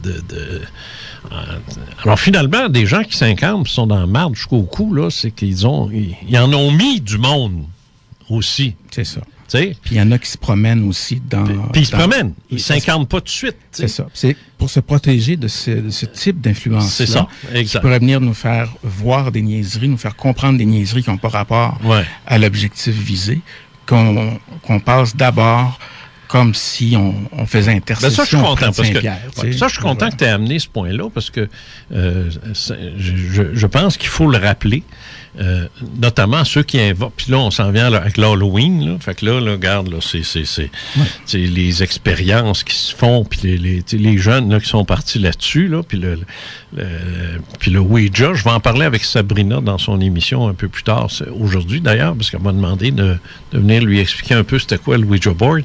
Je vais y en parler de ça, mais je vais l'amener cet aspect-là, parce que c'est un fait que le respect qu'on doit avoir pour le monde des esprits, il doit être là. Si tu veux ne pas avoir d'ennui avec les petits culs de ce milieu-là, là. Puis t'as raison. Moi, je pensais pas que tu m'amènerais ça, là. Mais c'est bon, ça. C'est ça, c'est la base. Puis c'est ça. Puis moi, j'ai lu sur le sujet un petit peu avant, puis un petit peu après, puis jamais ça apparaissait cette... c'est pas une police d'assurance, tu comprends, mais cette petite gêne-là qu'on... Il est 11h04, on va faire la pause. Oui, Au retour, on attaque la régression directe. Où ça a amené, ça, cette affaire-là? OK, parfait. La musique, c'est 96.9 Lévis. L'alternative radio. E-Box fournit l'Internet. François, je t'emprunte ton ordi. Hein? Non, attends, j'ai pas permis. Mais on fournit pas l'effacement d'historique. E-Box, fournisseur Internet. Détails sur e-box.ca. Vous voulez acheter ou vendre une propriété à Lévis? Il n'y a qu'un nom à retenir. Hervé Pouliot. C'est le courtier immobilier spécialisé dans le marché de Lévis. Quand vous pensez vente de maison à Lévis, pensez Hervé Pouliot. Vous magasinez une propriété sur la Rive-Sud? Hervé Pouliot. Il vous offre même des services gratuitement pour ça. En fait, cassez-vous pas la tête. Pour un courtier immobilier à Lévis, un nom à retenir. Hervé Pouliot. 88 254 2911 ou vous visitez le hervépouliot.com. Il y a maintenant un nouvel endroit où magasiner à Lévis. Meubles usagés, le bazar de Lévis est désormais bien installé au 5020 boulevard Guillaume Couture à Lévis, juste à côté de Lévis Subaru. Ils ont un inventaire de petits trésors que vous ne vous lasserez pas de fouiller. Antiquités, électroménagers, vêtements, jouets, ils ont de tout. Venez faire vos découvertes au 5020 boulevard Guillaume Couture ou donnez une deuxième vie à vos objets en appelant pour le service de collecte gratuit au 581-922-6174.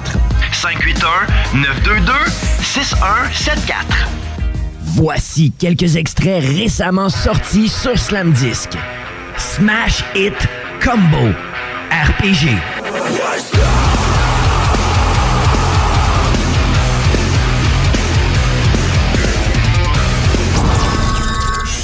Ripé, ma tête est en papier. Salut, bonjour, j'ai Nao pis mon café.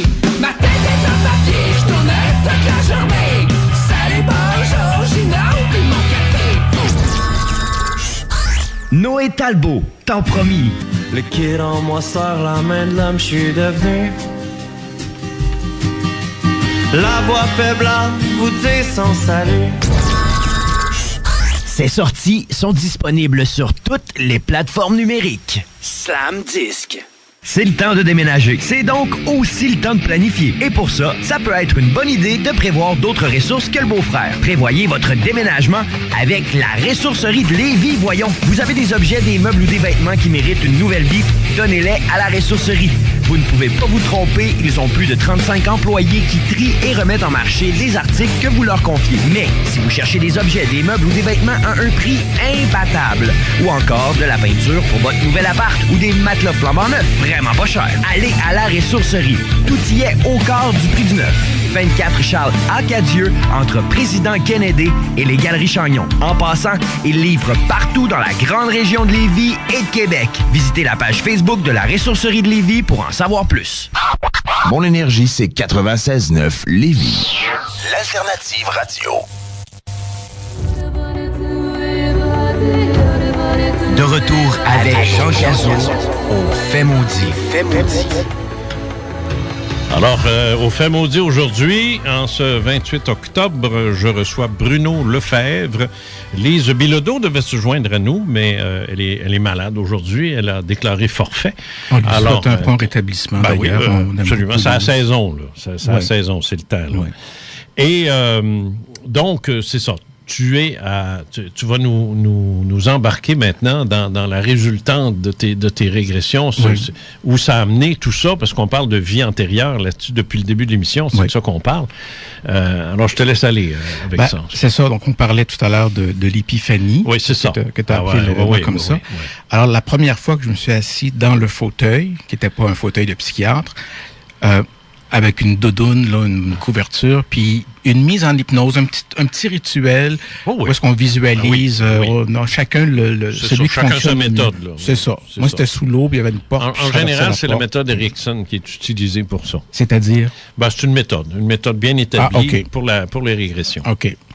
Alors, je suis assis dans le fauteuil, puis là, l'idée, c'est d'être ouvert pour contacter consciemment le double, l'esprit, le grand ami. C'est ça. Que j'avais ressenti comme étant du beau vril de moi-même. D'accord. Et je m'attendais à voir devant moi un être de lumière. Là, c'est l'ego qui embarque. Là, exactement. C'est ça. Là, ça marche pas. Ben non. Puis là, à un moment donné, clic. L'esprit fait pas de cinéma, lui. Non. Clic. C'est au-dessus de ma tête. Puis là, je commence à ressentir de la joie. Puis c'était une joie partagée avec ce qui était de l'autre bord. Puis là, j'avais les yeux fermés, c'était dans le noir des yeux fermés. Puis là, je montais vers la limite. Je traversais pas mon humanité, je traversais pas mes 5 sens, mais il y avait plus de limite. C'est comme si j'entrais de l'autre bord, puis que de l'autre bord, ça entrait en moi. OK, puis dans ma tête, ça a fait l'étoile de David. Ça a eu cette représentation-là, les deux triangles qui oui, absolument. Oui. C'est ça que ça symbolise, le sceau de Salomon, d'ailleurs. Ben voilà. Oui. Je l'ai réalisé, moi, à ce moment-là. Et là, la joie.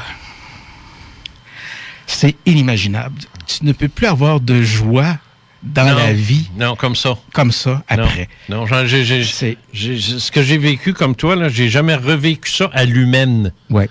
Je sais très bien ce que tu veux dire. Ouais. C'est de l'amour, c'est de la joie, c'est la plénitude absolue de ce qu'on recherche dans la vie. Exactement. Qu'on n'est pas capable d'atteindre, mais c'est là. Ouais. Et de l'autre bord, ça disait la même chose, la même joie. Oui. Puis j'ai senti, c'était au-delà des mots, c'était l'intelligibilité, quelque chose qu'on comprend sans qu'il y ait de façon de s'imagrer. Ça disait « enfin ». Oui, enfin, là, ça se fait entre toi puis moi. C'est ça. Mais on est tous les deux, nous autres. C'est ça. Nous, tu sais. Puis là, c'était une chose extraordinaire. Toi et moi, c'est nous. C'est ça. J'en avais, comme tu disais, j'en avais les larmes aux yeux. J'étais dans une plénitude. Oui, c'est ça. Ça a duré quelques instants. Là, c'est pas long. Hein? C'est pas long. Là, d'ailleurs, je pense pas qu'on serait capable de supporter ça des heures de temps parce que je pense que le cœur nous pèterait. Écoute, tu es capable de vivre un orgasme, toi, pendant 365 jours par année, 24 heures sur 24, pendant 85 ans. Impossible. Impossible. Bon. Malheureusement, malgré le Viagra. Et c'est ça. Donc là, le OK, l'imprimatur, si tu veux, de l'éditeur, là, a été donné. OK, on y va, vous pouvez y aller, je suis là avec vous autres. C'est ça. Ce qui va se passer, ça ne sera pas des niaiseries, il n'y aura pas de petits farfelus qui vont venir s'interposer. Exactement. Fait que là, ça, c'est fin de la première expérience. Fait que là, je suis revenu à peu près une semaine ou aux 2 semaines, dans des états, je pourrais dire, en sortant du travail, où est-ce que j'étais très fatigué. Donc, la qualité de ma régression hypnotique était variable. Des fois, j'étais très profondément. Oui, c'est ça. Puis là, j'avais c'était très profond ce que je sortais. Ouais. Il y a une accoutumance qui se crée aussi. Il y a une accoutumance. Puis des fois, j'arrivais fatigué, puis c'était très superficiel comme profondeur hypnotique. Non, je sais, j'avais des sujets, moi, qui quand ça faisait la 6e fois ou 7e fois, ils faisaient juste s'asseoir, là. Là, je mettais ma main sur le front, puis pouf, parti. Ça partait. C'était parti. La machine marche tout seul. C'est ça. Ça se fait tout seul à ce moment-là. Alors, je peux dire que la fois où j'ai été le moins profond dans cette transe hypnotique-là, j'avais l'impression de raconter n'importe quoi. Tu racontes ce qui se passe qui te passe par la tête, les images que tu vois. Puis moi, je voyais des colonnes comme dans les ruines romaines, des colonnes grecques et tout ça. Puis là, j'étais comme un petit peu à l'écart d'une conversation, d'une décision qui se prenait, qu'un père, qu'est-ce qu'il va faire avec cet enfant-là, puis c'est ci, puis c'est ça. Fait que moi, je pensais que c'était une affaire, tu sais, dans le temps de l'Empire romain, puis que ça demandait qu'est-ce qu'il allait faire du Bruno de cette époque-là, qui était pas Bruno, mais qui était un nom romain, qui était un bébé. On l'abandonne dessus, on l'envoie chez le mononcle ou c'est ci. Puis, tu sais, je voyais qu'il y avait quelque chose qui était pas fin là-dedans. Là. Il y avait quelque chose qui était forcé.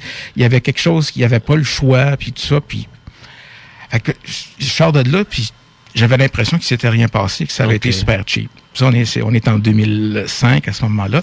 Et en 2008,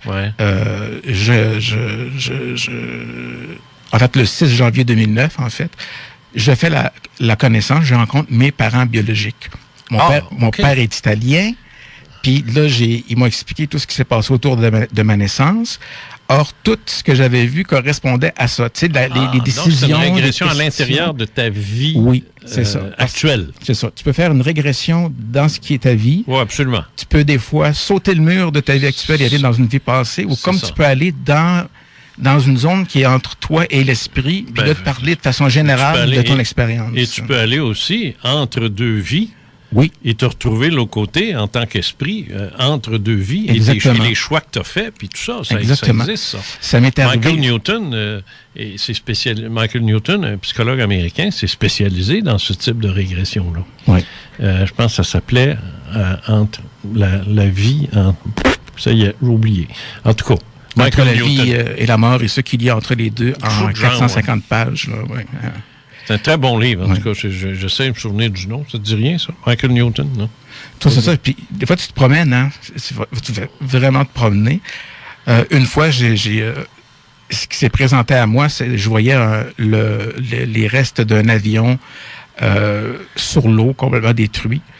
Puis, c'était comme les secondes qui ont suivi ce qui peut s'avérer être officiellement une première régression que j'avais fait de façon spontanée, tu dirais en vol de nuit, mais en esprit, où est-ce qu'il y avait ce fameux nom de Dieter Spiegel. Oui, mais là, tu parles de quelque chose que personne ne sait. Que personne ne sait. Tu me dis ça à moi, que je le sais, mais alors, c'est bon rien. Là, on m'avait montré la fin de ma vie antérieure. C'est ça. C'était un gars qui s'appelait Dieter Spiegel, qui était dans un avion monomoteur quelque part vers 1940 et qui était en train de s'écraser dans la Manche. Et Dieter Spiegel, en 40, qui s'écrase dans la Manche, il y a des grosses chances que ce soit un nazi, un personnage nazi de l'époque qui se sauvait ou qui se rendait en Angleterre pour quelque raison que ce soit. Raison diplomatique, parce que ça disait quelque chose de diplomatique. Ah. Puis on sait que l'Allemagne voulait que l'Angleterre s'allie. Attends une minute. Rudolf Hess voulait ça, mais pas nécessairement Hitler. Parce qu'il voulait la flotte britannique mondiale. C'était ça l'idée. Il allait se partager le monde, mais ça, c'était un des plans. Il y en avait plusieurs. Ouais. Mais je sais qu'Hitler voulait qu'un jour les Alliés s'allient à lui contre les Soviétiques. Ouais. Ça, à un moment donné, ça y est venu à l'esprit, mais parce que, en tout cas, c'est le contraire qui s'est produit. Bref, je me retrouve à voir et ressentir la violence métallique d'une mort violente comme ça. C'était métallique. Oui. Et là, c'était dans excuse-moi, mais tu fais des recherches sur Dieter Spiegel. Oui, j'ai rien trouvé. T'as rien trouvé. Ce qui est très réconfortant. Ah, parce que moi, tu sais, quand tout le monde parle de vie antérieure, c'est Napoléon Bonaparte, c'est Cléopâtre. Je veux dire, c'est tellement plate. Ah non, savoir qu'on est un trou de cul, c'est pas le fun. C'est ça. Fait que, tu sais, tout le monde a été pharaon d'Égypte. Ça a duré pendant 6000 ans, là, mais bon, tu sais. C'est sûr. Fait que c'est ça. Donc, là, je voulais savoir pourquoi j'ai peur de la vie, pourquoi j'ai peur de vivre. C'était ça. OK. Fait que là, je commence avec ça. Ça a fait mal. Une mort ça ébranle beaucoup. Ben oui, c'est sûr. Déjà, mourir, on se comprend, ça ébranle. Si c'est arrivé dans les années 40, il y a des grosses chances que ce soit vraiment la dernière que tu as vécue, parce que tu es quand même né après ça, 20 ans après, là. Oui, 23 ans. Tu sais, 23 ans plus tard. C'est ça. Tu en as peut-être vécu un autre, là, mais il y a peu de chance, là. C'est ça. S'il y en a eu une, je peux pas m'en souvenir de façon consciente. Là, je pars de cette image-là, puis là, pouf! Je pars, puis c'est comme si je tombais, là, j'étais dans le noir, c'est comme si je tombais à travers les âges, dans le noir, et là, j'arrive, pouf! C'est mon histoire avec le mammouth, là, que j'ai déjà raconté ici. Non. Je n'ai pas jamais raconté le mammouth ici. Bon, je me retrouve, c'est visiblement un homme préhistorique. Oui. Il y a un mammouth laineux. Oui. Qui est là. On est une gang avec des lances qui essayons de l'avoir. Moi, je suis comme sur une roche à côté, fait que je suis comme à peu près vis-à-vis sa tête. Je vois son œil, un de ses deux yeux, là. Et là, dans ces circonstances-là, on ressent les choses. Tu sais? Puis là, je me ressentais, j'étais un être humain, je te dirais, comme maintenant, là. Oui. Mais pas de culture, pas d'écriture. C'est sûr. Pas rien dans l'art, pas de choses qui forment l'esprit. Il y a donc environ 50 000 ans dans les débuts de l'ère du Cro-Magnon. Bon. Toute l'intelligence est là. Oui, elle y est. Toute la capacité d'évoluer, d'avancer, puis de devenir ce qu'on est devenu. Oui. Une civilisation avec de la musique, des arts, oui, tout le potentiel de la philosophie, tout le potentiel est là. Mais il n'y a rien de tout ça. Et je ressentais l'humiliation aveugle de ça. De te rendre compte que tu es là, puis il y a quelque chose là, mais que tu n'as rien encore, il n'y a rien qui a été commencé. Tout ce que tu as, c'est une lance avec un silex, puis que tu te bats contre un mammouth. Puis là, tu as des cheveux longs, de même jusqu'à chaque bord des épaules. C'est quoi le problème d'avoir les cheveux longs sur le bord des épaules? Ben, c'est comme moi ce que j'ai présentement, finalement. Mais plein de boue, pour se protéger du soleil et des bébés. Oui. Ben oui, puis c'est sûr. Pas en tout comme ils nous montrent dans les documentaires quand tu écoutes Découverte ou TV5 qui te montrent des hommes des cavernes. Quand c'est fait en France, ils grognent avec un accent français. Quand c'est fait en Allemagne, ils grognent avec un accent allemand. Puis là, le reste, je ne sais pas quelle espèce d'accent qu'ils ont. Mais là, rien que tout ça. Mais il y avait un langage il y a 50 000 ans, mais assez basique. C'est ça. Et de ressentir de l'humiliation, de pas être capable d'exprimer quoi que ce soit. Ça n'a pas encore commencé. Il y a juste le silex, puis le feu probablement, mais j'ai pas vu de feu. Puis là... Oui, le feu existait depuis longtemps. Là, j'ai ma lance dans les mains, puis là, le mammouth, il me lance un petit regard, puis il donne un petit coup de tête. Tu sais qu'un mammouth, c'est gros c'est gros comme un troc, là. Oui. Fait que paf, je reçois un coup de mammouth par la face, par la tête, puis là, ça s'éteint, je creve là. C'est ça. Traumatisé.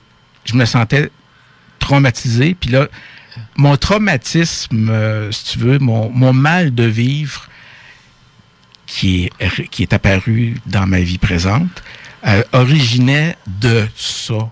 Ah bon? Tu comprends?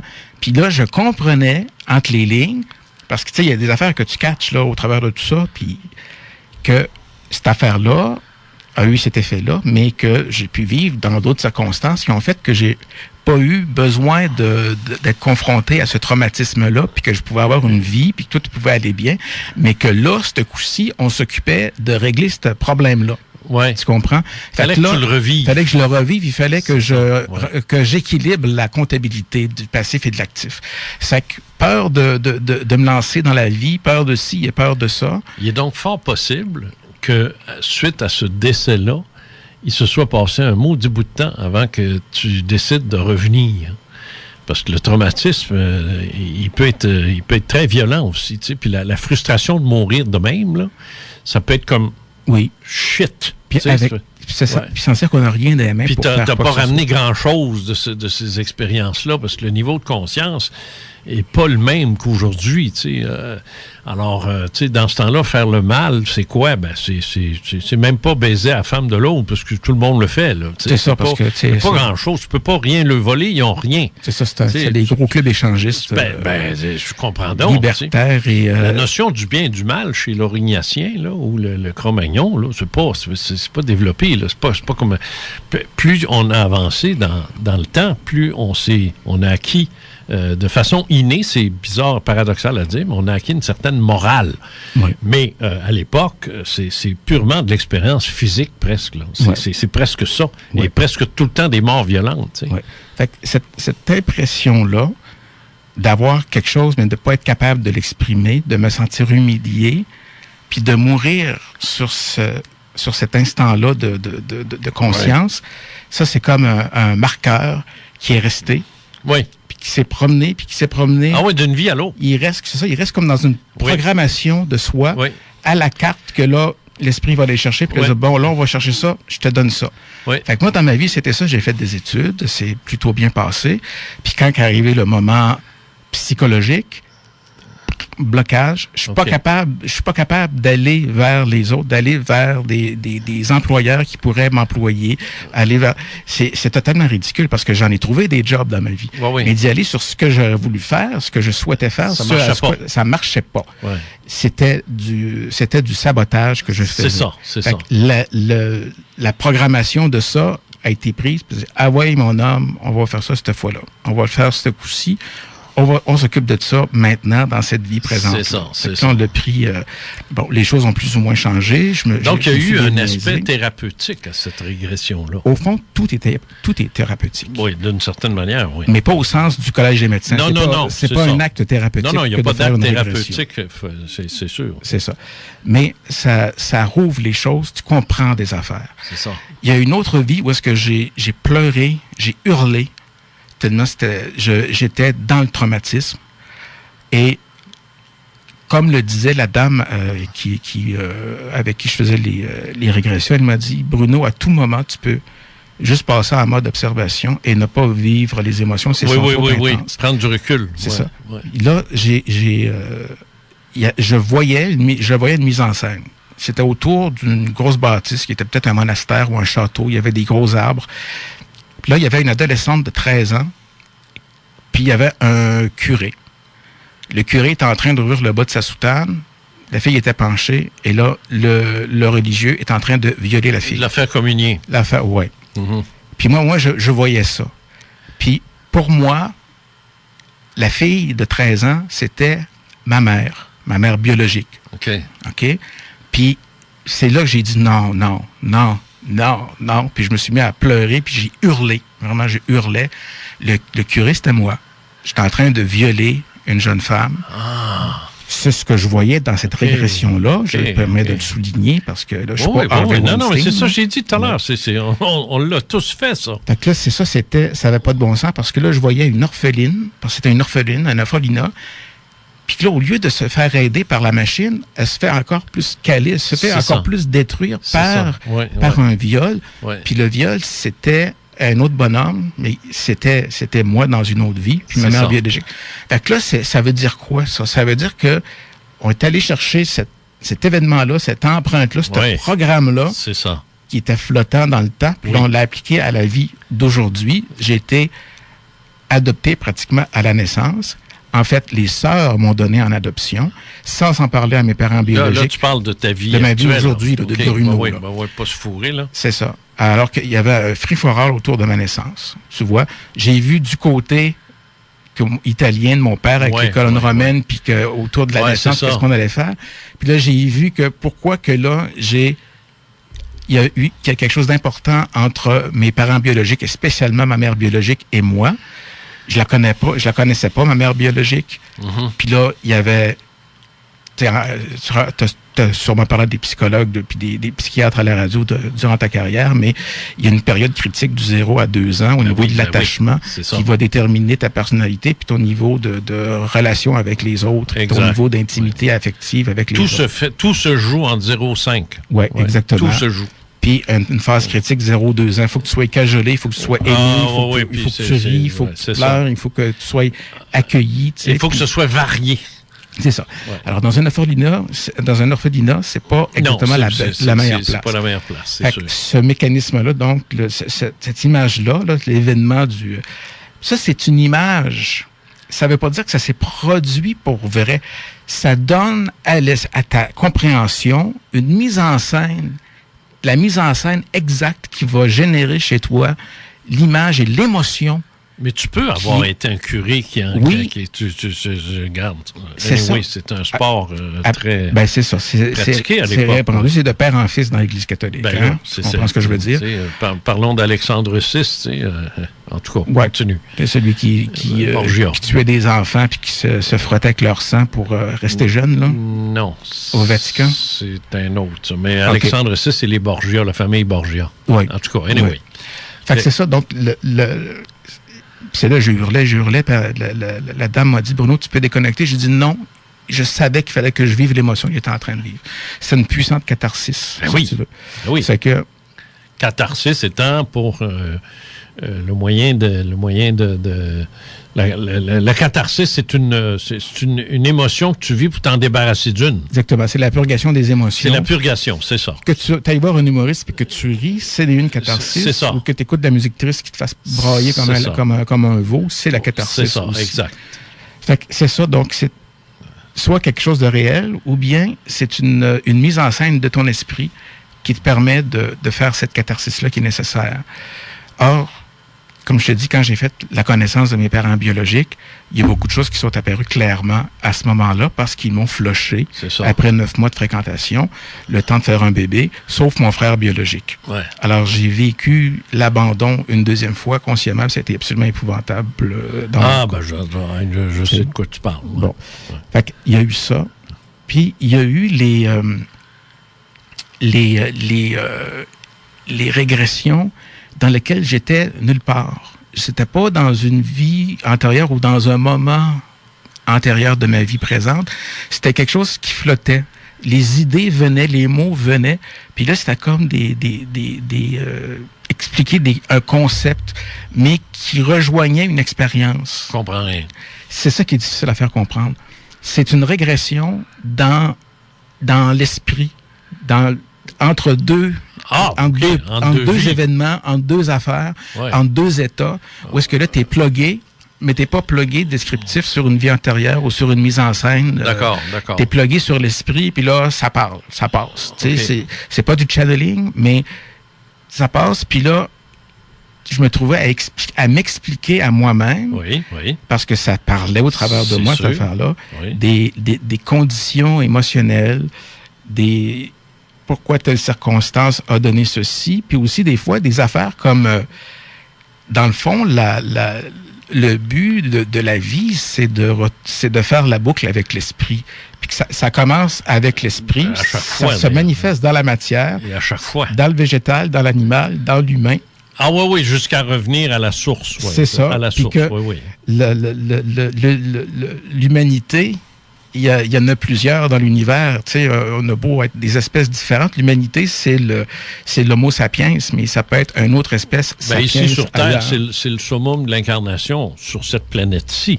C'est l'être humain. Mais ailleurs, on a aucune idée. C'est bien d'autres choses. C'est ça. Fait que des choses comme ça, comme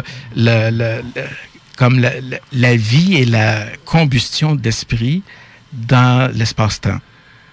Tu comprends? Non. C'est l'esprit rentre dans l'espace-temps, puis le choc de tout ça, le feu magnifique que ça fait, ben c'est la vie. C'est ça qui vient animer tu comprends? Oui, je comprends. C'est un peu aérien, là. Oui, c'est comme un aphorisme un peu, mais tu sais, des choses comme ça, des affaires qui venaient comme ça, puis que je pouvais verbaliser. Puis comme me disait la personne, la dame avec qui je faisais les expériences, elle dit c'est différent pour chacun. Il y a des gens qui vont se retrouver clair et nettement dans la mise en scène, ils vont participer, ils vont revivre vraiment dans leur vie. D'autres vont vivre des conceptualisations plus complexes. Là, comme ce que je viens d'expliquer, puis dans d'autres cas, tu vas vivre quelque chose d'extrêmement concret. Comme précis, là. C'est ça, comme le curé avec la fille. Oui, ben moi, j'observais. Oui. Non, mais c'est rien. Tu peux observer puis être la personne là. Puis être là, c'est ça. Puis de tout ressentir. C'est ça. Ou bien être comme l'homme de Cro-Magnon, là, puis d'avoir finalement une prise de conscience. À ce moment-là, non, c'est pas le temps. Ah ouais, on te sort de la game, puis le mammouth te tue sur le coup. Fait que c'est des expériences qui sont extrêmement à géométrie variable. Puis même si moi, je considérais que c'était extrêmement volatile, ça disait quelque chose que finalement, j'allais comprendre le sens 5-6 ans plus tard. L'hypnose, la régression hypnotique, c'est une boîte de Pandore aussi. Oui. Parce que ni un ni l'autre, ni celui qui procède à la régression, comme toi, et ni l'assistant ou le praticien qui est là, comme la femme, n'ont de contrôle sur ce qui va arriver, là. Oui. Tu sais, t'as beau mettre une target, comme on dit, ça veut pas dire que ça va s'en aller dans cette direction-là. Moi, j'ai fait des régressions avec des témoins qui m'ont raconté 3 expériences vécues à des âges différents et à des endroits différents, mais avec une fluidité chaotique, dans le sens que je ne sais plus où je t'ai rendu, pantoute, moi, là. Parce qu'elle passait d'un à l'autre sans mettre de... Bon, là, on va passer à deuxième, tu comprends-tu? C'était comme fluide. Oui. C'est fourrant, ça, quand tu veux raconter ce qui s'est passé. Parce que là, tu te dis, coudonc, là, elle dit qu'elle a 16 ans. Là, elle dit qu'elle voit sa fille. Elle ne peut pas voir sa fille, ça a 16 ans, puisqu'elle s'est mariée à tel âge. Puis, voyons, ça ne marchait pas, là. Tu sais. C'est ça. Alors, c'est pas comme certains pensent, là. Tout est beau, puis tout est... Il y a certaines régressions qui sont comme ça, comme Betty Andreasson. Ça, c'est fabuleux, mais je veux dire, c'est pas tout le monde qui ont ce genre d'expérience-là. Alors, c'est une boîte de Pandore. N'importe quoi qui peut sortir de ça. Moi, j'ai été sous hypnose, puis il est sorti des choses de ça que pendant que je les racontais, je me disais, ben voyons donc. Tu sais, ben voyons donc. Parce que j'étais conscient de raconter des choses, mais ça n'a pas de bon sens de dire des affaires de même. Ça se peut-tu? Je suis en train de dire à la femme qui m'interrogeait de se fermer la gueule. Je disais, tu vas te taire, c'est moi qui parle. Je disais ça à la fille qui m'hypnotisait, puis je m'écoutais dire ça, je me dis, mon Dieu, calme-toi, c'est quoi ton problème? Tu sais, on était 3. Tu sais, il y avait moi sous hypnose, l'enfant de chienne qui était en train de sortir de ça, puis la pauvre fille qui était solide, là, qui faisait ma régression, tu sais. Mais le personnage qui est sorti, que j'avais déjà vécu, C'était pas un cadeau, là. J'ai mis ça dans un de mes livres qui s'appelait Azeroth. Oui, le méchant Azeroth, durant l'Atlantide, c'est ça? Oui, mais il était c'est parce que c'était pas un humain, tu sais. C'était une créature, puis... non, il était pas aimable, là. Tu sais, il était vraiment pas aimable. Puis il était pas très porté non plus sur le respect des femmes, comme bien des humains d'ailleurs, mais ça a l'air que c'est dans d'autres races aussi. Là. Mais tu vois, c'est ça qui est amusant, entre guillemets. Ben là. C'est qu'à un moment donné, tu arrives, puis là, tu te rends compte que là, t'es pas un être humain à un moment donné. Puis moi, ça m'est arrivé dans une régression qui était faite en dehors des grosses régressions. C'était une espèce de petite présentation avec des participants, puis c'était comme très rapide. Puis moi, j'ai vu que je voyais, je suis là, je me voyais le bras, puis je me voyais la main. J'avais 3 doigts. Mm-hmm. Puis là, je te mens pas, je sortais d'un œuf. Puis là, je voyais des grands arbres dont j'étais petit. J'avais 3 doigts. Ouais. Je sortais d'un œuf. Ah oui. Tu sais, je veux dire, essaye d'expliquer ça à ta femme. Non. Quand tu reviens le soir après la régression. Tu sais, ça marche pas. Là. Non. C'est la même chose que ce que tu dis. Là. C'est ça. Des fois, tu arrives avec des affaires qui se peuvent pas. Exact. Fait que là, j'étais quoi, là? J'étais dessus. C'est une boîte de Pandore. C'est ça. J'étais pas une tortue parce qu'ils n'ont pas de doigts, mais tu sais... Mais il est clair que c'est ton esprit qui te fait vivre ces expériences-là parce que le cerveau, ton cerveau, celui que tu as dans ta tête, ne peut pas se souvenir de ça. Il n'a jamais vécu ça. Lui, il est venu au monde en 1963. Il a vu le jour en 1963. Il ne peut pas se souvenir de rien qui est arrivé avant, ton cerveau actuel.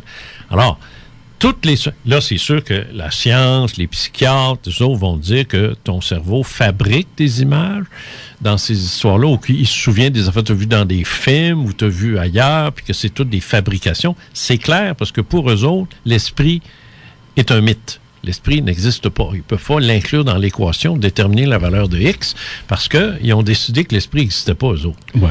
Alors, on ne peut pas discuter avec ces gens-là. Ça ne sert à rien. Demande pas à un psychiatre. Un psychiatre est à l'écoute. Mettons qu'il est dans son auto, là, il s'en va à Trois-Rivières, il écoute ça. Là. Il écoute quelqu'un qui est en pleine psychose. Il se dit, ça y est. Je suis en psychose, moi. Il ne connaît pas c'est qui, ça, Caso, puis le Fèvre, c'est 2 fous. Tu sais. Ben, il ne dira pas ça, parce qu'il n'a pas le droit.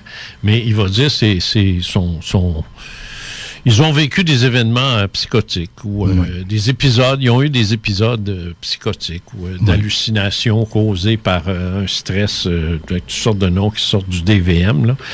Mais bref, moi, je rejette ça, mais je discute plus avec ces gens-là. Parce que pour moi, l'esprit est une réalité. C'est une réalité. Ouais. Tu sais, quand tu te réveilles la nuit, parce que ça sonne, là, il y a quelque chose qui est, comme une sonnerie dans... Puis, mais que tu fais juste ouvrir un œil et que tu réalises que tu te vois un peu plus haut. Ouais.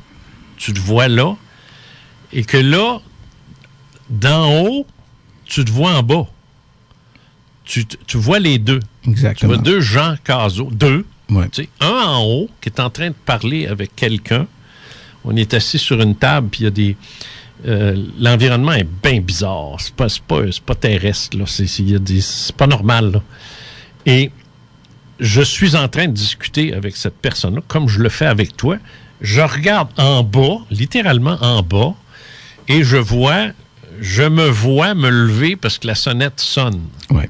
Je me vois faire ça, là. Moi, je suis en bas, je me vois me regarder en bas. Et me demander, qu'est-ce que je fais là? Et là, c'est comme up and down, and up and down, and up and down. Et là, moi, en bas, je commence à en avoir assez de la sonnette, là. Parce qu'elle n'arrête pas. Ouais. Comme si quelqu'un avait collé une gomme dessus, là. Là, je me lève. Et là, tranquillement, je m'entends dire, d'une part, parce que je suis en bas, mais en haut, je dis, je dois y aller. Avec son caractère de cochon, lui, on n'a pas fini d'en entendre parler. Alors, salut Bruno, on se reverra tout à l'heure. C'est ça. Et je descends. Et là, je ressens carrément le haut qui s'en va vers le bas et le bas qui monte vers le haut. Une espèce de... Et le choc de la rencontre qui celui d'en haut devient subitement lourd. Ouais. Très lourd. Ouais. Puis cette sensation-là de lourdeur fait que j'ai de la misère à me tenir sur mes pattes. Là. Je m'écrase presque. Là. Tu reviens dans là, la carcasse. Là. Dans la carcasse. Et là, je réalise qu'il n'y a jamais eu de sonnette. Et je me dis, ça, on a fait ça exprès pour que je la vive, cette expérience-là. Ouais. Cette rencontre des deux-là. Mais c'était pas mon esprit au sens pur du Bovril dont tu parlais tout à l'heure. Ouais. Ça, c'est le corps psychique. Il faut faire une nuance. Le corps psychique, tu sais, c'est la partie de nous autres qui, quand elle sort, continue de nous ressembler. C'est ce qui fait que quand on apparaît à un médium, on a un corps physique. On a, tu sais, moi, si je sors une nuit, puis que je m'en vais me promener, puis qu'une médium me pogne, tu sais, comme Isabelle, elle me voit, elle va me voir dans mon corps. Dans mon corps actuel que j'ai. Elle ne verra pas mon esprit. Parce qu'il n'y a pas de corps, mon esprit. Tu sais. Alors, on a des différentes... Comment est-ce qu'ils disent qu'il y en a? Des corps de même? 2, 3?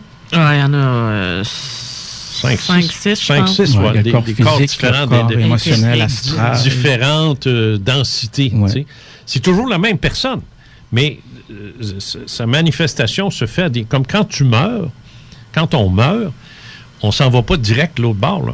Il y a différents stades. Il y a un décantage, dont le fameux enfer dont tout le monde parle et qui est bien exprimé dans le film Nos Solars, là, dont je parle souvent. J'ai jamais vu ce mot de film. Mais c'est bon, ça. Ouais. Mais en fait, c'est ton enfer à toi. OK. Tu sais, que tu te crées, là.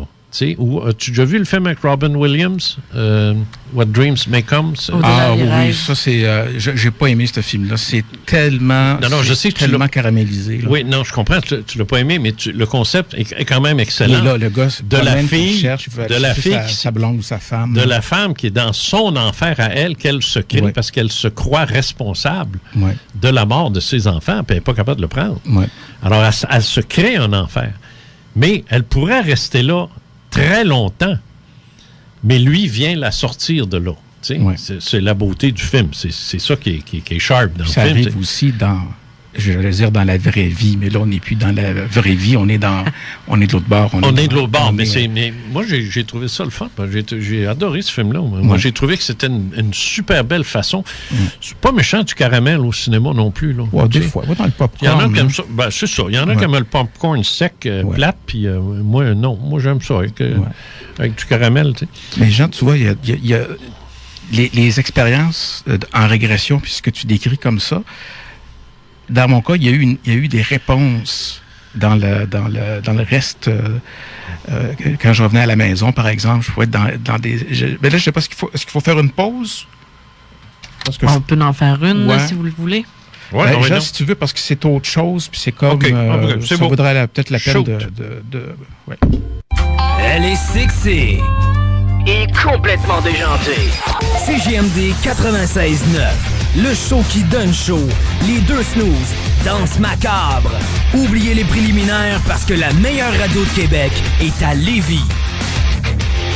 L'appel de la poursuite de vos études se fait entendre? Vous êtes parent d'un jeune dont c'est le cas? Vous devez absolument avoir en tête le Cégep Lévis-Lauzon qui vous ouvre justement ses portes le samedi 11 novembre prochain. Venez vivre en personne l'atmosphère effervescente qui y règne et rencontrer profs comme étudiants. Visitez les installations, laboratoires et autres aménagements. Familiarisez-vous avec leurs 10 programmes préuniversitaires ou 17 techniques et jaugez leur large gamme de services complémentaires aux études. Vous comprendrez vite pourquoi on dit que le Cégep Lévis-Lauzon est synonyme de performance. Et ça ne sera même pas à cause des Faucons qui jouent malheureusement à l'extérieur le 11 novembre. Vous aurez l'occasion de vous reprendre parce que si vous venez le 11 novembre aux portes ouvertes, vous serez charmé. Présentez-vous dès midi au 205 Monseigneur Bourget à Lévis et donnez-vous la chance de choisir le Cégep Lévis-Lauzon, un cégep performant. Vous démarrez votre entreprise? Vous désirez ouvrir de nouveaux marchés? Ici Stéphane Thériault, vice-président exécutif de la Chambre de commerce de Lévis. Faites comme plus d'1 millier de personnes qui chaque année font confiance à la Chambre de commerce de Lévis pour bâtir et consolider leur réseau d'affaires. Devenez membre d'une communauté jeune et dynamique à l'image de sa ville. Joignez sans plus tarder le plus grand réseau d'affaires de Chaudière-Appalaches et faites partie, vous aussi, des acteurs influents de la communauté économique lévisienne. Pour plus d'informations, visitez le cclévis.ca. François Petitgrou, DJ Frankie Town. c'est le nom à retenir pour vos événements marquants. Que ce soit pour un mariage, gala, défilé ou tout simplement une soirée corporative ou privée bien arrosée. Frankie Town est la personne qu'il vous faut.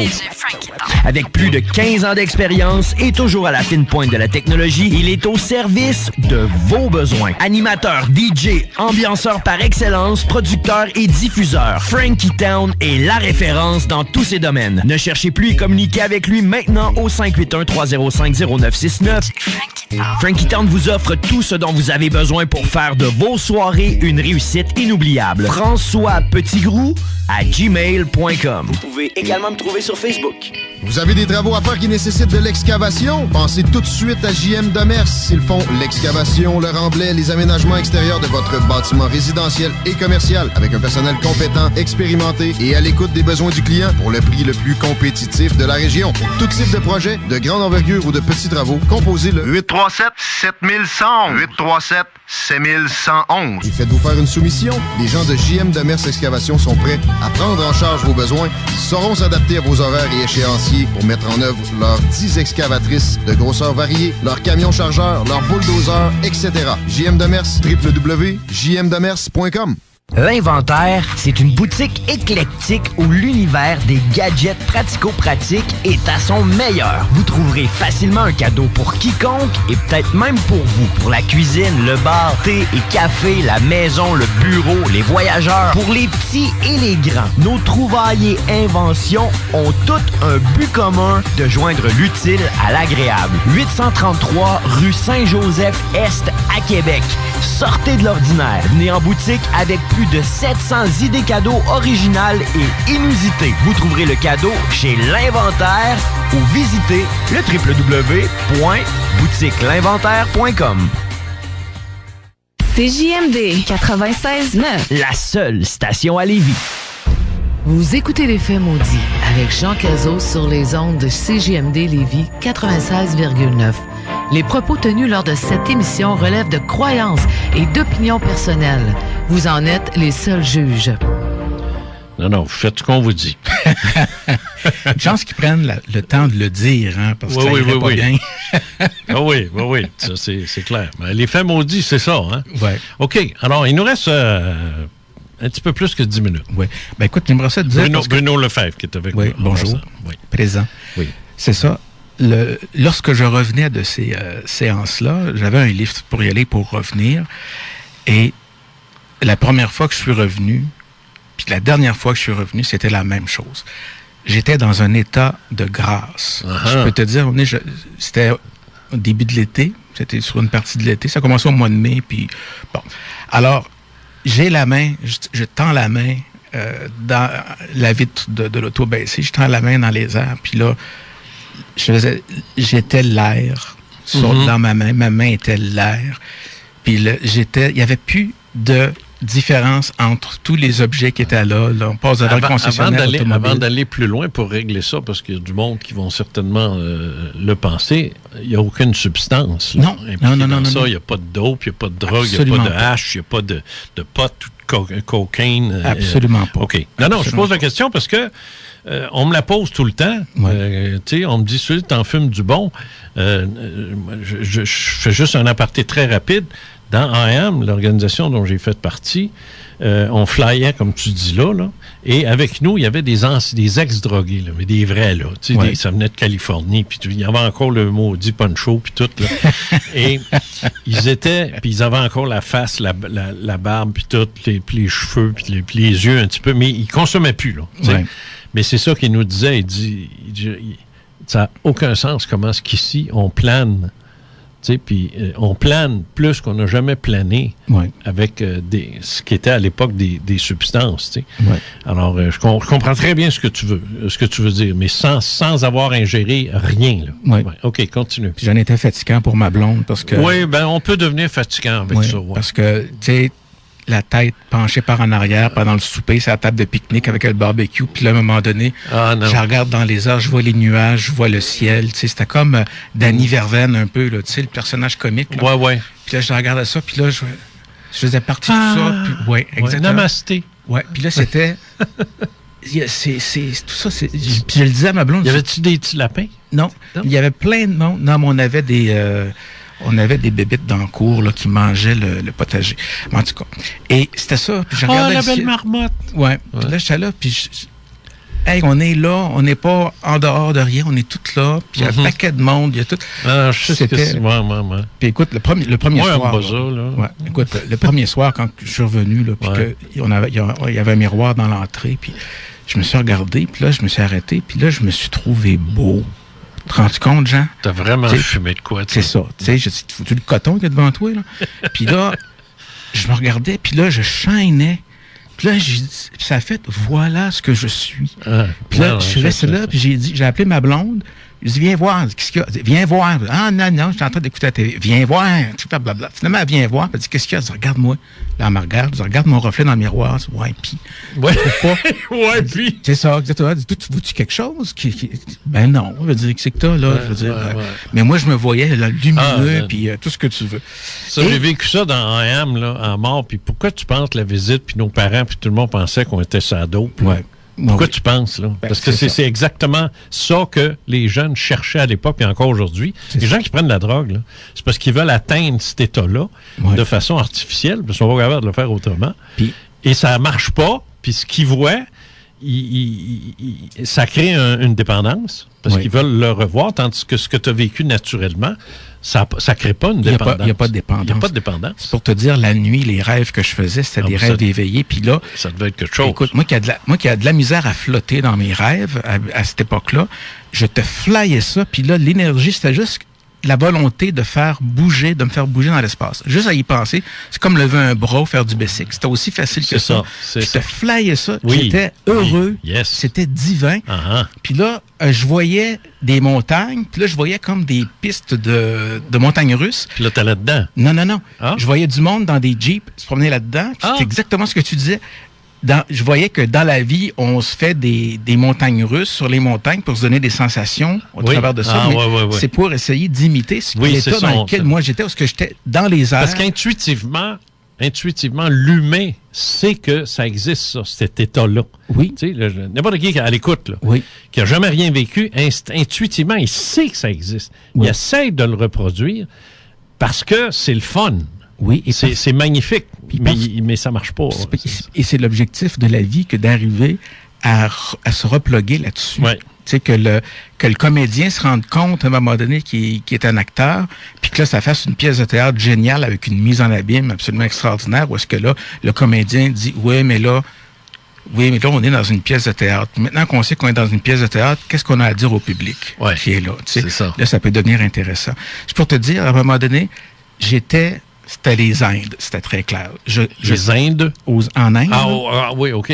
Et je tournais autour d'un rocher énorme, à une vitesse supersonique. Okay. Puis il y avait un petit garçon, un petit Indien des Indes, qui était tout souriant, tout émerveillé. Parce qu'il te voyait. Parce qu'il me voyait. Puis ce que je faisais, c'est que juste par la volonté, je volais rapidement autour du bonhomme, mais debout, comme Magneto dans les X-Men, mais pas comme Superman couché, là, mais d'accord. Comme debout, non, je comprends, debout, ouais. Puis là, à chaque fois que je faisais un passage, je sculptais au fur et à mesure cette grosse roche-là. Puis j'étais en train de sculpter 4 éléphants sur 4 faces de la roche. Non. Puis là, le petit enfant qui était là était complètement émerveillé de ça. Puis moi, je faisais ça de façon tout à fait gratuite. C'était la grâce. J'étais dans un état de grâce, puis là, je faisais ça. Où je jouais de la musique. De la musique incompréhensible, mais c'était une passion. Ça sortait, c'était super puissant sur un piano ou un orchestre symphonique qui est juste dans la volonté de faire de la musique. Puis que là, toutes les harmoniques sont là. Tout est beau, mais tout est comme tu n'as jamais rien entendu.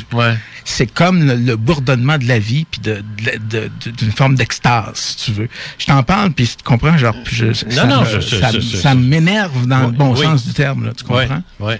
Puis dans le long terme, ben écoute, là, ça a arrêté. T'as arrêté ces régressions-là? Oui, parce que c'était comme terminé. Oui, c'est ça. L'objectif, là, le stage, avait été atteint. Puis il y avait eu réparation, entre guillemets, mais prise de conscience de tout ça. OK. Puis, je dois te dire que dans le cadre de la mise sous hypnose, à un moment donné, je pense que c'est la première expérience, j'ai vu une image de ma blonde, puis j'ai vu une image, une forme pensée. Je voyais ma blonde chez laquelle j'étais en train de m'installer. J'avais quitté ma blonde. Puis moi, j'ai jamais quitté mes blondes. En bon gars, je me suis toujours fait flusher, tu comprends? Puis derrière, je voyais une forme qui était suicide. OK? Et de fait, j'ai quitté ma blonde, puis je suis devenu suicidaire à un moment donné, dans les années qui ont suivi. Ça a sorti, j'ai fait une dépression sévère. Okay. Je suis encore dans des séquelles de ça aujourd'hui. Je ne suis plus fonctionnel au sens strict du mot, au niveau médical. Là. Okay. Je fais un pitch de 2 heures ce matin, mais je vais me coucher cet après-midi, puis ça va être bonsoir la visite. Et tout ça, c'est effectivement placé. J'ai quitté ma blonde, j'ai été suicidaire, puis j'ai trouvé ma mère biologique, Maria, mon père biologique. Puis là, c'est devenu clair que j'avais entrevu toutes ces choses-là dans mes régressions. Et que depuis ce moment-là, au fur et à mesure que je me sors Fait que t'es encore sur une charge karmique, toi, là. Oui, absolument. Depuis 10 ans, là ça fait 10 ans. Là, c'est la petite fille que t'es allé ramasser comme curé, là. Oui, probablement. Entre autres. C'est ça. Puis là, tout est arrêté. J'ai l'impression d'être dans une autre vie, mais dans ma vie actuelle. J'ai mouru virtuellement. Si mais l'acceptes-tu, ça, d'être encore dans une charge karmique? C'est comme ça, Jean. C'est ça que je dis, tu l'acceptes. Je l'accepte. Tu l'assumes. Je l'assume.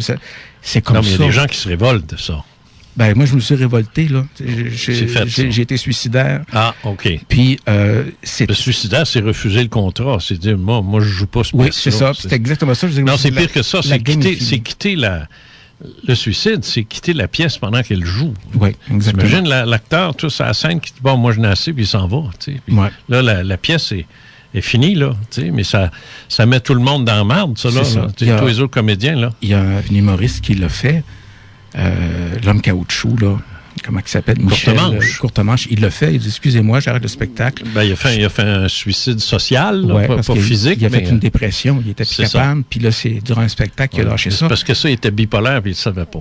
Ben, c'est ça. Ouais, c'est ça. C'est ça. Des fois, on se fait jouer des tours, puis... c'est ça. Bon. Bipolaire, je n'ai reçu une, Karine, la semaine passée. Là, je ne sais pas si tu as écouté ça. Oui. Mais ça fesse, hein? Oui. C'est que tu vois... tout le temps que mon rétablissement prend, ce qu'on appelle ça un rétablissement après une dépression, puis avec certaines caractéristiques, j'ai été 1 an à dormir. Je me levais à 1 heure, 2 heures. Je mangeais un peu, je me couchais à 2 heures, puis je faisais une sieste au travers de ça. Une sorte de cure du sommeil, ça. Oui. Ouais. C'était la mise à zéro complète. C'est ça. Il fallait garder des objectifs. Tout le logiciel retombe à zéro. Ouais. Ça retombe à zéro, puis pire que ça, tu changes d'ordinateur. Oui.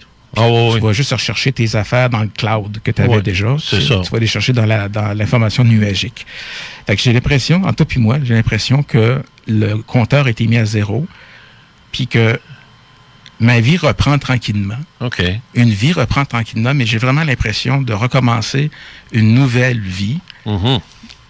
Puis c'est dans des choses niaiseuses, tu sais, c'est des phases. Je me suis lancé dans l'achat de modèles réduits cet été. Puis moi, j'aimais ça, faire ça quand j'étais jeune, avant de faire des films. C'est ça. Là, je me dis, peut-être que j'aimerais ça refaire des vidéos. Puis là, ça me commence à me démanger un peu. Ah, OK. C'est que tout semble vouloir repartir d'un point zéro. Mes relations sociales, bon, j'ai gardé des amis au travers de tout ça, mais très peu. Mais c'est ça. C'est-à-dire que t'as beau avoir une vie antérieure dans une autre vie, peut-être que des fois, tu as des coupures tellement importantes dans ta vie que tu peux avoir l'impression que tu es vraiment né, mais dans ta